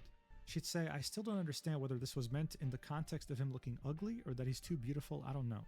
And she'd argue that of course he'd look different from her other drawings, this is a man and she was drawing women. I think Teru included this in their document because there's a very distinct difference in how this character was rendered, the art style he was drawn in, compared to other characters. It doesn't really matter what the gender is, but hey, I could be wrong, it's up to you to decide. Maria would then start talking about the red flags that Teru had in her document, like for example how Nyanyakwi joined Twitter on June 2025. And the red flag here was that there was no history, no digital footprint, you just show up with amazing art. Maria would say, sometimes I get the feeling that Teru is jealous of Twitter and doesn't want anyone except herself and her friends to post here. And then she'd argue that she's been online since 2017 running a Telegram channel and actually does have quite the history on the internet. This is when she would try her best to address the second red flag, which is, you will notice that despite the pro anatomy, there are multiple tracing elements in their art, instead of a one-time mistake such as wonky hands, extra fingers, and most of the time, long looping hair that lacks coherence. So for the looping hair, Maria would argue that there are no signs of AI even though it might look strange. That's because she draws randomly and can't overthink every single strand and doesn't aim to make everything perfectly correct. She just wanted to look beautiful and please her personally. She'd also have the same argument for the ears, arguing why does every single detail have to be anatomically correct? If we start dissecting any artist's work like this, it would turn out that we're all tracers and there are no real artists left in the world. Just as a reminder, she is referencing these two images right here, right? Clear looping hair and ears that Teru found to be, well, interesting, worth pointing out at least. For the hand that looks kind of weird, Maria would argue that she specifically took a photo of her own hand IRL to draw it, admitting that maybe it didn't turn out great, but still emphasizing that she didn't use any AI here. She would then argue this is a minor flaw, unfortunately she's not a big fan of drawing hands. And finally, when it came to the whole six-finger issue, Maria would say, finally, a genuinely strong argument in your favor, Teru. In this case, I have no proof. It's entirely up to you whether to believe me or not. But yes, it is a mistake. I often screw up hands in this kind of pose. Usually I notice it quickly and fix it, but here I simply didn't catch it in time. The only thing I can say about this is that I have one old drawing from 2019 to 2020 where both hands have 6 fingers. So you can see this isn't the first time it's happened, and it occurred long before AI even existed. So, it's definitely interesting that she has done this mistake before, but this was like 6 years ago, and you would assume that someone drawing for more than half a decade wouldn't let something like this so easily pass. I mean, you could make the mistake, but then realize you made it and correct it before posting it. It's interesting to miss 6 fingers as an experienced artist and post it anyway. That's also traditional art. This one was also digital. It'd be much easier and quicker to fix it. She would then argue that the last image here of this hand has nothing wrong with it. She genuinely is just curious why this was even included in the document. It's kind of doing like this spider pose, right? That's the best way I could describe it if you're not looking at the screen right now. She'd argue even if it does look weird, why does only a machine have the right to make mistakes in a drawing? Isn't making mistakes in certain moments the most human thing there is? These flaws aren't even that critical, and there's nothing here that even remotely resembles AI, except the 6 fingers. I'd also like to mention that all the mistakes she pointed out are only from my very old artworks. Even the profile screenshot Teru used is old because I've already changed my avatar several times since then. Doesn't this mean that when she wrote the document, Teru relied exclusively on outdated information? And so this is interesting to point out, of course, but the whole idea, I think, remains the same. Whether this was drawn years ago or today, Teru's argument was that these illustrations have godly anatomy in certain areas, but then in some others have very inconsistent anatomy. Yeah. And I think depending on your opinion, the argument could definitely still stand. How is it that you draw a perfect face, a perfect body, a perfect pose, but then end up drawing 6 fingers and not even realizing it until after you post? If it was an element by itself, then people would be willing to give you the benefit of the doubt, but the fact that you also had things like looping hair definitely raises suspicions. That's the problem. Maria would then go ahead and criticize Teru's stance on the idea that an artist needs to have a digital footprint for you to trust them. But if someone just popped up with a lot of skill one day, it doesn't really make them very trustworthy. She'd argue that not everyone has the discipline or desire to run social media accounts. I'm studying art at university, and out of all my classmates, only a couple have any social media related to art. She would then show some of her old art on Instagram, proving that she did have a long history on the internet. And yeah, this must have been around the time that she had started posting for the first time, or even was delving into art. According to her, these were back in 2020. And this brings us to the next section, in which we can see Maria's first ever drawing on an iPad being compared to this more recent drawing in which the art style, the anatomy, literally everything is different. For Maria, this worried her the most, because according to her, Teru was deliberately picking out her most unsuccessful artworks to make herself look right. And how people who are too lazy to double check her claims easily believe it. She'd say, remember that first artwork, right? The very first one I drew on the iPad with great difficulty? Well, then she'd show us some art that she made even before that on Clip Studio. According to her, these were done even before she had received an iPad. She would then say, and here are a few artworks I drew much earlier in Clip Studio. Why didn't Teru choose any of those? Wouldn't it be more logical to compare two girls with similar body types instead of picking one with huge breasts and the other one with a small one? I'm not claiming it as fact, but I'm suggesting that she deliberately chose my unsuccessful sketch of Ina specifically to look more convincing to other people. Now, when it comes to this, I think Teru didn't specifically pick this deliberately because it was quote-unquote bad or anything. It's just that this drawing, this first iPad drawing, was done in the same exact year, just a few months apart from that crazy good Narissa drawing. Even if it's your first time drawing on another medium, the foundation should still be there. And this drawing simply doesn't show the same person who had drawn Narissa. At least that's how it seems for me. You know, I'd be curious to see what you think too. If there was like a 5-year or 10-year difference, yeah, I'd believe it. But as it stands right now, just a few months apart, this isn't like regular, normal human progress. Unless she's a wizard or something, which is also a possibility. She would then bring up these 3 images that were shown in Teru's document of Maria's old drawings. And she'd argue that what Teru said was a massive skill jump is very reasonable since there was a 3-year gap between this and the new drawings that we saw above, arguing that it's not easy to adapt to digital when you've drawn on paper your whole life. She would then show us a bunch of drawings that she made physically on paper, and while some of them do look cute, none of them are anything close to what's being shown today. I mean, these drawings right here were as recent as 2022, and they show us that there's a fundamental misunderstanding on certain anatomical parts of the body. So this never really was about the concept of going from physical to digital. This was about just, the idea that there was a massive skill jump. An artist usually has growing pains when changing mediums when it comes to where they draw, but that doesn't mean that the fundamentals are going to disappear too. Maria would say, Teru's main complaint was that I'm suspiciously good at anatomy, but as you can see, I've never really had any serious problems with it. I mean, man, if we're going to look at this right here, like the perspective is absolutely screwed up. If a normal person showed me this, I wouldn't say you have a serious problem with anatomy. I'd say, hey, you have some more studying to do. But compared to the drawings that she's making now, all of a sudden, miraculously, there's a massive difference. This isn't the same person, period. Is 3 years enough to go from this to the drawings we saw earlier? I'll let you decide, okay? I'm not an expert artist, but there's clearly a massive difference here. Teru's main argument was that there was a massive skill jump specifically from 2024 to 2025, in which they believe Maria started using AI. Maria would argue that for the year of 2024, she spent every single day drawing. This, on top of already having decent skill, meant that this was normal. This is when we would reach the whole infamous Narissa Ravencroft horn incident, right? In which Teru accused Maria of tracing and forgetting to hide a hidden layer. Maria would say that she never uses hidden layers. Also saying, while it is true that this horn was traced, it was traced from my own artwork in order to save time and get details right. Reading her document, it feels like everything I do is either done for AI or because of AI, because everything ultimately comes back to that. Of course, Teru, I have absolutely no other reasons to delete my artworks except AI. None whatsoever. It must be kind of sad sometimes to realize that not everyone is as obsessed with AI as you are, huh? Another thing I wanted to say is how surprised I am by the absolute confidence with which she says the phrase, this horn belongs to another image she had traced just a few days before.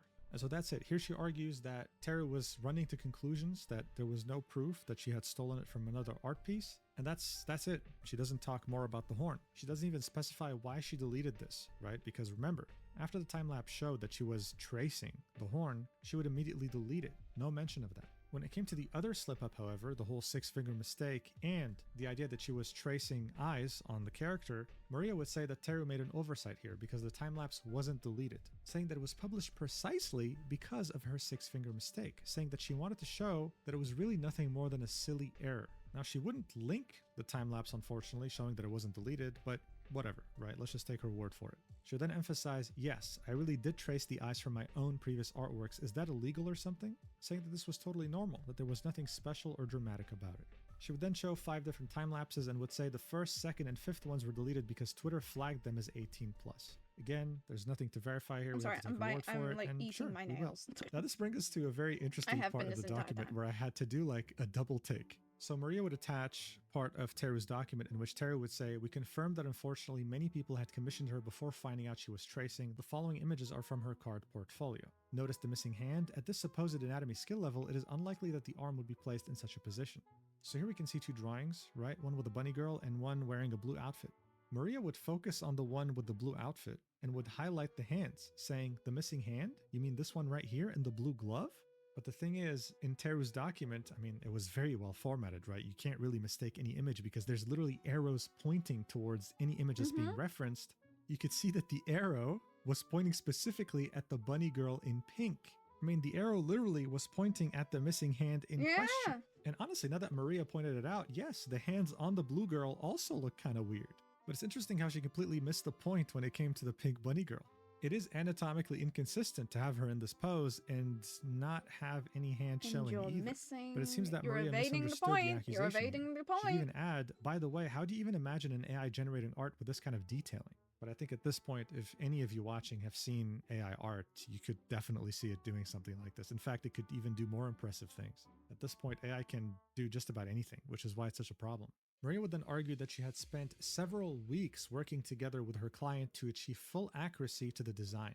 And would then even argue that one of her clients would reach out to her and say, "Yeah, I didn't really find the stuff she said about you that odd. The only thing that was a little weird was the 6 fingers." She'd also argue that she would send Teru's post with a Google Doc to a second client of hers. To her, this was proof that if she was actually a scammer and only cared about money, would she have actually reached out to her clients and spoken with them about this? And next up, we would all of a sudden see yet another commission she had drawn that's part of her portfolio, a drawing of Marin, with what Teru said was looping hair. More specifically, godlike anatomy skill, yet messy looping hair always present. Maria would say, "Thanks for the compliment on the anatomy, but otherwise, Teru, you are really nitpicking way too hard. Real AI tracers have no clue what hair actually is. They just trace the outer silhouette and forget about the internal strands. Not to mention that hair is a very flexible element that adapts well to any kind of stylization." I've been writing this document for the 3rd day now, spending an enormous amount of time on it, and I keep asking myself why I even have to explain such obvious things. But then I remember that there are people who believed it right away. One of them is a well-known VTuber, but I won't say who. Just know this as a fact. As an artist, you are never safe from documents like this. Wait, is she referring to me? No, I'm not a VTuber. I just have a model. I'm not a VTuber, dude. No. Anyway, she'd continue. Even if Teru decides to write in her doc that you're AI just because she feels like it, people will believe her, not you. Without reading the actual content and without waiting for your side of the story, her word alone will be enough for them. So look, I think I speak to everyone when I say that Teru has definitely cemented the reputation of the artist community as someone who doesn't really accuse people lightly, someone who actually bothers to find evidence and takes a long time to do so. So the track record's definitely there. I did initially stream Teru's document because, I mean, it's a Teru document. I mean, find me a document that's better formatted. But when it came to the actual video, I am including the majority of Maria's response, as well as, right after this, Chokopai's response. Do you feel like Maria's document has swayed your opinion so far? I'm curious to hear about it. In any case, Maria would continue on this topic of hair looping and say, "Another thing I found pretty funny is that she 100% knows I'm a real artist," referring to Teru. "It's obvious from looking at my work, and as I already mentioned, I've posted my old traditional pieces on Telegram, ones she has definitely seen. It's clear from them that I'm far from a beginner, and I've mentioned my university studies multiple times on my Telegram channel. Yet here, Teru keeps talking about me as if I have absolutely nothing to do with art. I mean, Teru, do you seriously think I don't know how to draw hair? Lol." Next up would be the section about Mei-chan, right? The whole 15-year-old artist that Teru claimed to be Nyanyakwi, aka Maria. And from Maria's point of view, she really felt like there was no proof whatsoever that tied her to Mei-chan. She'd argue that Teru is only making this connection because they both use Clip Studio Paint, in which she ironically says, "Congratulations, according to Teru, you might as well be the owner of this account too if you use Clip Studio Paint as an artist." She'd then say, "Here she compares my old artwork with this person's work based on colors. Once again, she deliberately picks the most similar piece possible to make her point look stronger," and she'd argue that this evidence wasn't objective. She would end this section about Mei-chan by saying, "Honestly, I had seen people calling me Mei-chan before, but none of them ever provided any proof. I was hoping Teru would finally enlighten me, but alas. Jokes aside, this whole situation feels genuinely scary to me. I have nothing to do with that account, and seeing myself being accused of something I've never done while people just believe it because it's enough for them honestly brings me to tears. I simply have no idea how to prove that I don't have any secret accounts besides my main one. I mean, I wouldn't even have the time for them. I draw regularly, post art on my account. Many pieces get deleted because of the 18+ filter, but you can see all of them with the original dates for free on my Patreon." Okay, bro, nice marketing. Okay, nice marketing. And at the same time, I'm studying at university. My exams literally just ended, and even during exam period, I was still drawing and posting, even if a bit less often than usual. I know that no matter how much I try to prove I'm innocent, people will believe whoever they like more, but I don't understand why I now have to disprove an accusation that never had any solid proof to begin with. If I don't, it will look like I'm silently agreeing with it. Maybe I'm missing something? Maybe I overlooked some important detail? Do you think what Teru said is enough? I'm asking you to be honest. I'm starting to feel like I might have missed or misunderstood something, and if that's the case, I want to know. And this brings us to the final section in this document, in which Maria argues that Teru is so obsessed with AI that she's willing to go after anyone. She would dig up old screenshots about a previous altercation Teru had with an artist, in which they accused him of tracing from AI. Maria in the document would say, naturally, the accused person found out about the post and the unfair accusations directed at him, so he responded as one would expect. Teru then told him that the only way he could prove he actually draws himself was to join her in Magma. The artist agreed, and for a while the situation wasn't brought up again. Teru refused to believe the artist because he couldn't draw several poses he wasn't used to drawing without references and found them quite difficult. It's also worth mentioning that in every other aspect the artist did everything Teru asked, and they spent a total of 5 hours in Magma. This turned into a big conflict and a flood of posts from both sides. In the screenshot above, you can see the artist asking Teru to publish the full unedited video of their Magma session, since only she had the recording. Instead, the most she released was a 6-minute video that only contained dialogue and not even the actual drawing process. So this would then become a back and forth. The artist in question, the one accused, would post a full 4-hour video with a speed paint where you can clearly see his hands and the monitor. Teru would say, congratulations on your video editing skills. Next time, make sure that you really start on a new canvas and we don't see the layer you're painting from. And while the situation was messy, with constant back and forths, blocking, communities attacking each other, Maria would argue that after the third speed paint from the artist, in which she recorded his second monitor as well, this finally put a definitive end to the matter, in which Teru was wrong. People began expressing outrage at her behavior, only then did she decide to resolve the conflict through private messages. So here we can see Teru saying, I reached out to clear up some misunderstandings and I apologize as it should have been done this way from the start. She would at the artist in question and say, thank you for listening to what I had to say and despite everything that happened, still being willing to resolve these matters cordially. So it seems that it was a conflict, there was problems, but it was resolved privately and both sides ended up being satisfied with the result. Even Maria admits this. Yes, the situation was eventually resolved and both sides reached a mutual agreement. But doesn't it seem strange to you that Teru only decided to apologize after she realized public opinion had turned against her? Do you remember the post where Teru said that a Magma session is enough to prove that a person isn't tracing from AI? Let me remind you. It seems that this time even Magma wasn't enough, and not just Magma, 2 full videos weren't enough either. You'd think that when you see the evidence clearly isn't working in your favor, why not just admit you were wrong? Maria would then talk about how many of Teru's friends seem to like and retweet whatever she posts without checking anything because they blindly trust her, and would then end this by saying, I could keep taking screenshots, but there are so many that I got tired. So what's the strange thing here? It's that Teru seems genuinely obsessed with the AI topic. Almost every other post of hers directly or indirectly touches on it. She jumps into any conflicts or discussion as soon as AI is mentioned. How many artworks do you think she drew between February 7th and May 19th? 0. A person who positions herself as an artist barely draws at all, but makes a huge number of posts about AI. Of course, I understand she has her own reasons for not drawing, and who am I to lecture her about it, but no matter how many of her posts I look at, artificial intelligence appears so frequently that it starts to look like you're insecure about your own art. You say you're tired of all this negativity, yet you surround yourself with it. Don't you realize that by constantly shining a spotlight on the problem, you're only drawing more attention to these kinds of accounts? Not a single one has stopped or come to their senses after your documents, and you know that. In any case, no matter what I say in this document, I do not wish you any harm, Teru. I'm hurt by how he treated me, but at the same time, I feel very sorry that you have to exist in such an aggressive environment, even though for some reason you choose it yourself. I'm still ready at any moment to join you in Magma, invite my followers, yours if you want, and draw together. I can also do absolutely anything to prove that I draw myself. The camera idea is still on the table. If you don't want to reply to me this time either, I'll gladly invite my own followers into Magma so they can give me tasks, poses, and characters instead of you. That way, at least in front of them, I can clear my name. So at the end of the document, Maria really tried to push this idea that Teru is AI obsessed, that she witch hunts just about anyone, that because of that previous conflict, it showed that she was unreasonable when she thinks that someone's using AI. But at the same time, even though this document's close to like 100 pages, Maria failed to mention something pretty important: her relationship to Chokopaii. This wasn't even mentioned like once, barely, when she was just DMing Teru. It's as if she completely separated herself from Chokopaii. She didn't even mention how she had written Chokopai's own response on Twitter while advising her to act like a victim to make people feel bad for her. It was definitely interesting, and I'm curious to see what you think about her response. But speaking of Chokopaii, she also had a response as well, posted one day after Maria's. On June 21st, Chokopaii would post, I'm exhausted from false accusations about me. I will run a drawing live stream this week, and would then link a Google Doc. But interestingly enough, unlike Maria's document, this one would be less than 10 pages. It would start off by saying, before addressing the accusations being made against me, I want to make one thing absolutely clear.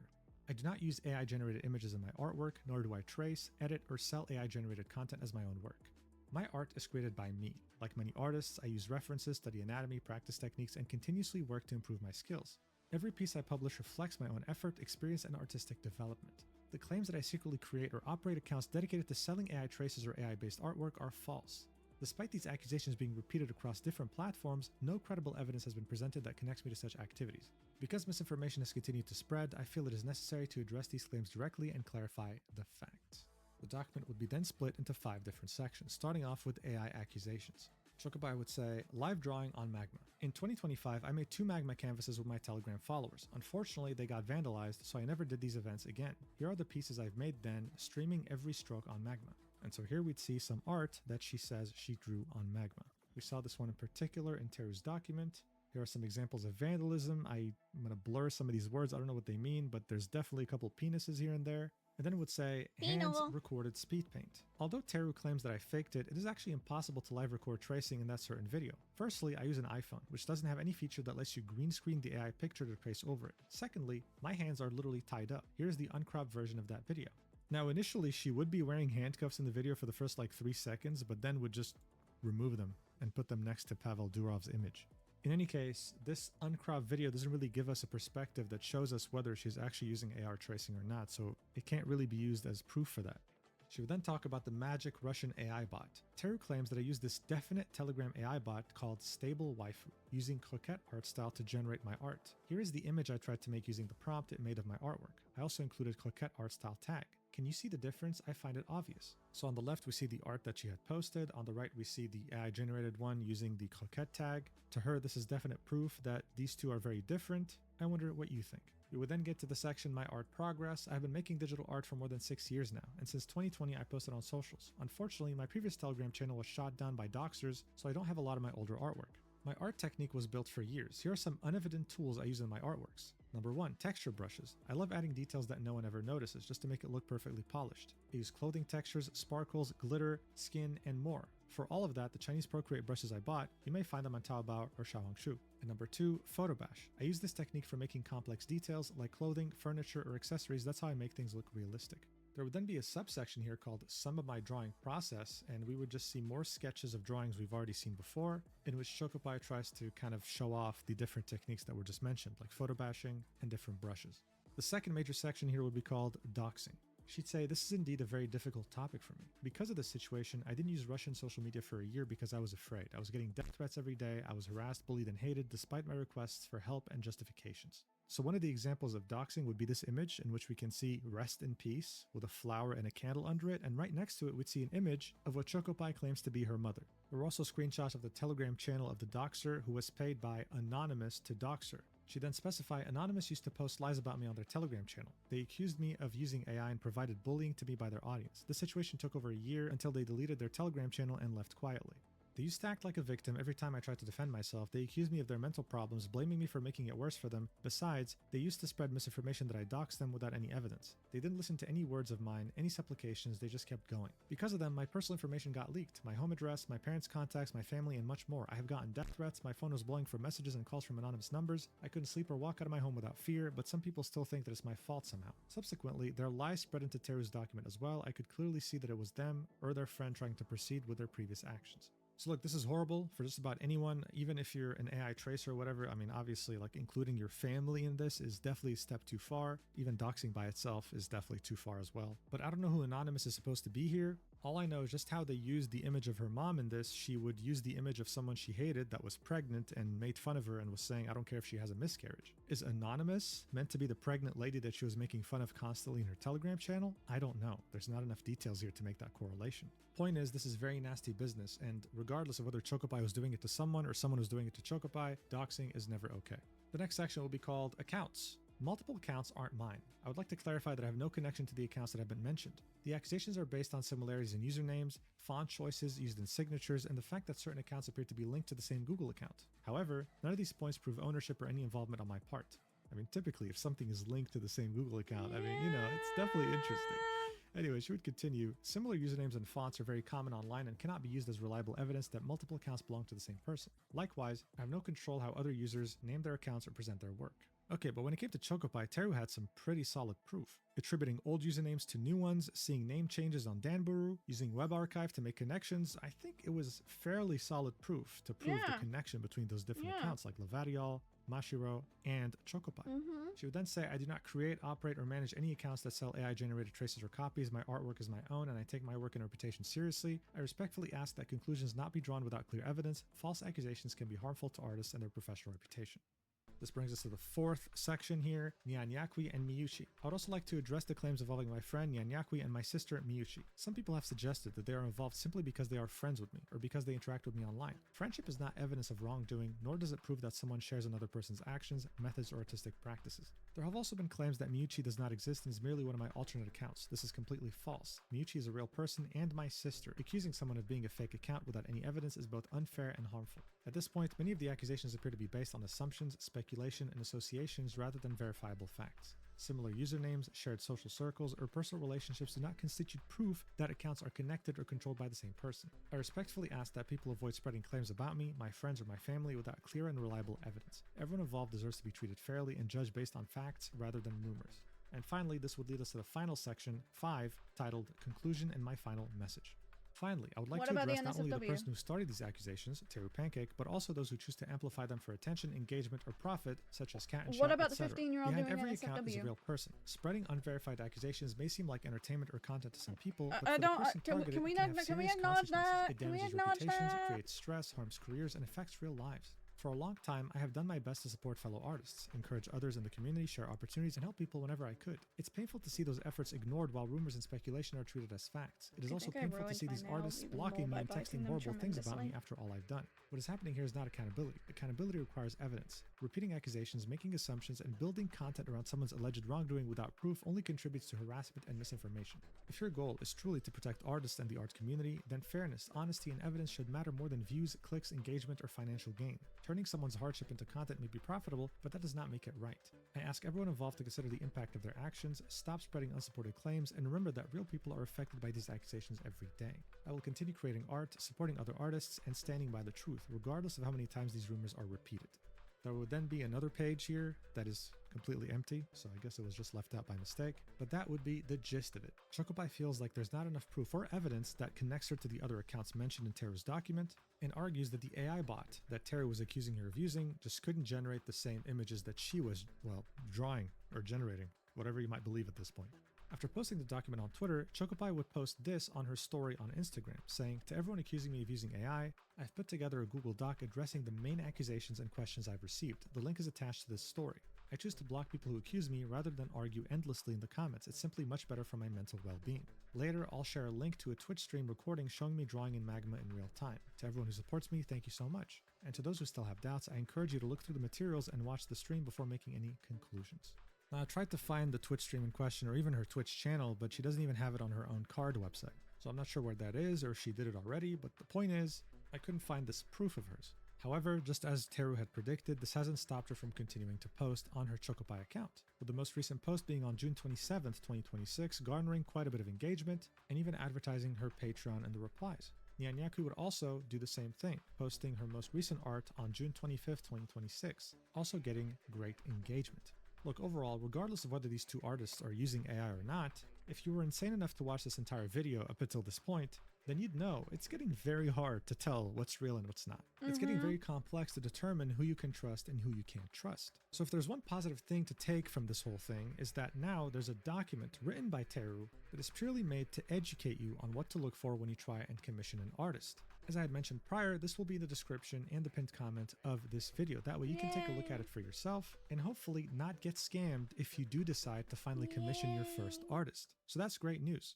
And for old time's sake, when it comes to Asami, she has made a new account, initially calling it Hina, then renaming it to Rinawa, but very recently she deactivated it. It seems to be some sort of a trend. She deactivates, comes back with a new design, deactivates, and does it again. But one thing is consistent here, and that's the fact that she wants her new account to be focused on lolly content. Maybe because she's hoping that when she's caught again, the extremely passionate lolly community will brigade anyone that has anything negative to say about her and keep her in business. Who knows? One thing I do know though is that she did create a Patreon account, so a Patreon page should be inevitable at this point. Anyways, thank you so much for watching until the end. You're insane, you're crazy, you're absolutely bonkers. I love you platonically. One of my favorite animes is Bleach, and right now Gamersubs has an awesome collab going on. Use the code Mugen for 10% I've been attacked by off the to get your advertisement. No! flavor the next Fuck video, you! whenever that is. Take care out there, and don't get scammed. Mwah.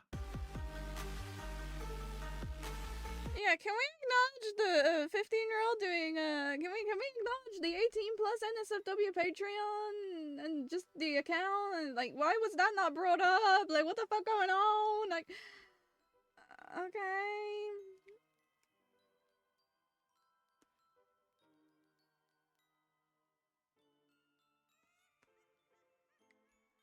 Like, what the fuck? Can we at least acknowledge that? Hello? Why was that just cast aside? What the fuck? I'm sorry I didn't talk much throughout this at some points. I'm just really fucking hungry, but also another thing is I just didn't know what to say. I wasn't drawing all the time, but like I just didn't know what to say. You saw everything. What the fuck was I supposed to say? That shit crazy. What the fuck?